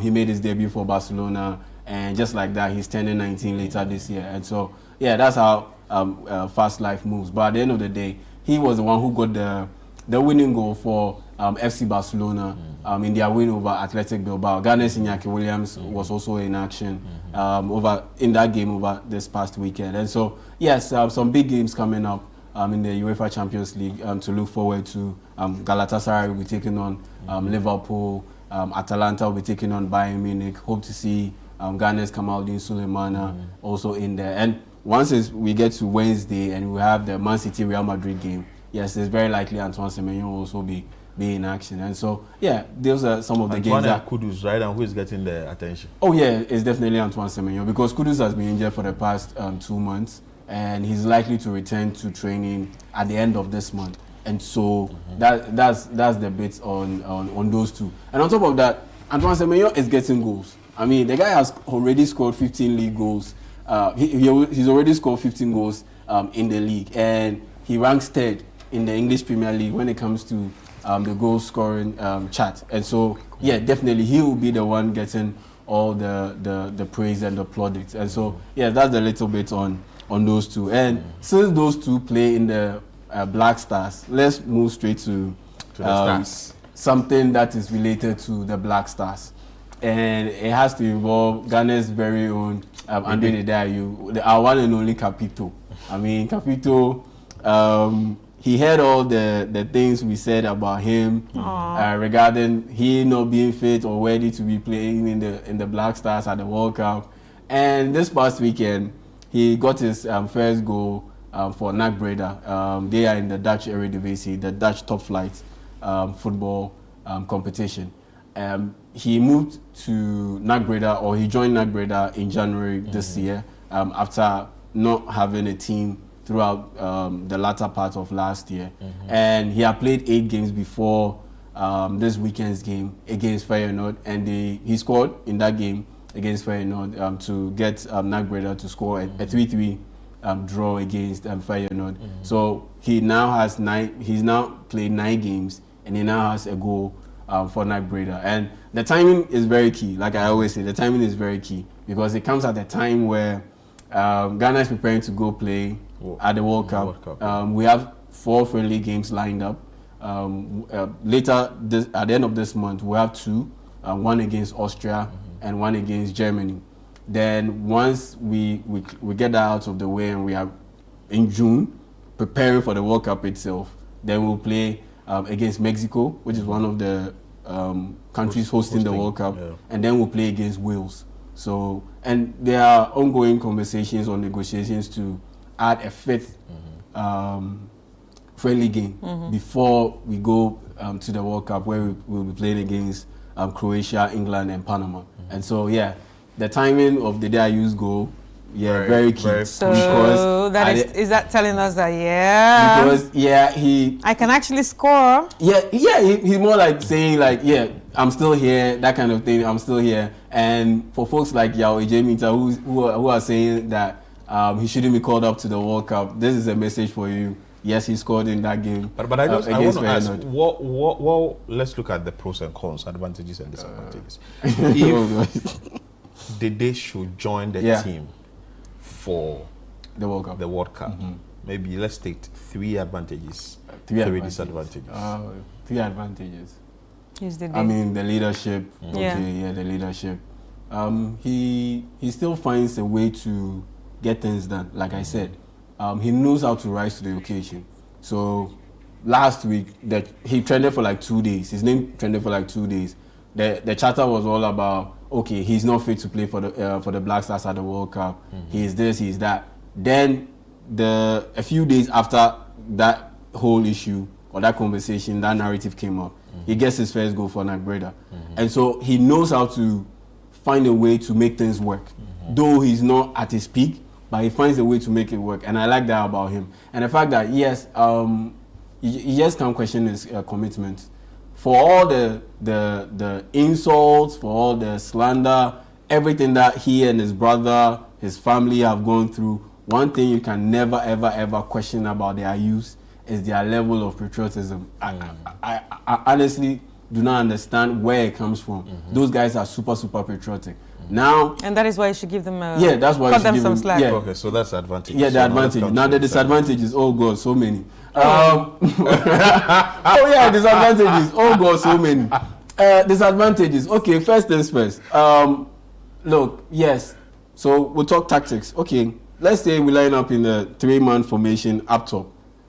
Can Didayu play on either side of the wings? No, because he does not have the speed anymore. He does not have the stamina anymore. And so he will be hurting the team from a tactical point of view. Even if you play him through the middle and he's the one to lead the press, he cannot lead the press over a sustained period because, like I said, the stamina is suspect these days. Even Cristiano Ronaldo, he hurts Portugal to an extent because of his lack of ability to sustain a high press, an intense press. Then we also look at the options, the quality options that we have. In the forward line, we have a condensed level of talent who are playing at a high level and are producing at a high level. So Antoine Semenyo is untouchable because if you are the 3rd highest goal scorer in the EPL, you should definitely be starting. Jordan Ayew is the captain. There's Mohamed Kudus. There is Iñaki Williams. There's Brandon Thomas Asante, who has 10 goals and 4 assists in 24 games. So that's 14 goal contributions in 24 games. The Didayu has played 9 games for Nagbreda and he has just one goal. It doesn't tally. Kamaldeen is playing consistently for Atalanta. Jose Pinto is playing consistently for LA Galaxy. So where does he fall in? So on the quality or talent standpoint, he also does not meet the mark. Then the most important one, the intangibles. Under the Didayu's leadership as Black Stars captain, the dressing room, locker room of the Black Stars has been divided, and you can clearly see it. That we have not been able to achieve as we should under his leadership. Ever since he became captain, Ghana has consistently failed because per what I have seen, per what our sports colleagues have reported, he's very difficult to work with, and that tends to divide a dressing room. And that tends to divide the dressing room, because think about it. We went to the 2022 World Cup. We didn't qualify beyond the group stage. We went to the AFCON in Cote d'Ivoire. We didn't qualify beyond the group stage. Both of them, the day was captain. Then we didn't even qualify to the last AFCON. I can't blame him for it. That one is on Otuado. But at the end of the day, when you look at the structure, the hierarchy, the Black Stars have moved on beyond the DIU. When it comes to the Black Stars, would he respect the hierarchy? I don't think so. And once you don't respect the hierarchy, then you are bringing division in the dressing room and in the team. And if you are very difficult to work with, that doesn't augur well for cohesion. Right. So for me, he shouldn't go. So for me, he shouldn't be called. I don't think he should be called, because the sports that you give to the DIU because of quote unquote leadership and all of those things, give it to a youngster, a bright youngster, for him to be able to show what he has, because at the end of the day, leadership, we have more than enough in the team. But the sports minister, we have more than enough. But the sports minister has team. said that we shouldn't be surprised if it happens. Yes, and I wouldn't be surprised if he gets called up, because of the reason why we are where we are as a country. Because, what is that? Because we fail to address issues properly and in an efficient, positive, honest way. Because we are not honest. If we were honest, the day I used last participation with the Black Stars should have been at Cote d'Ivoire at the 2023 AFCON. Hey. After Ghana got eliminated at the group stage, that should have been it. That should have been the end for the day I used journey with the Black Stars. That should have slammed the door. But here we are, because of the lack of positive or the lack of truth telling. So we are doing Kokwasa. And now it's very likely, I won't be surprised if he goes. I don't think he should go. I've written a whole article on why he shouldn't go. But would I be surprised if he goes? I wouldn't be surprised if he goes, because of the powers that be. And that is the reason why, beyond sports, and sports is a subsect of society, that is the reason why Ghana is where we are as a nation after 69 years of independence, because we don't want to address the issue head on. For the debate, Yao strongly disagrees that the DIU should be part of the team. That's the Black Star. Yeah, team it shouldn't go to the World Cup. For the World Cup. That's an interesting conversation here. That's how we wrap up today's edition of Breakfast Daily here on Channel 1 TV. Jude Mensah Duncan started the show. I am Philip Nilate. And my name is Chris Carter. See you on the brand new episode of the show tomorrow at 7 a.m.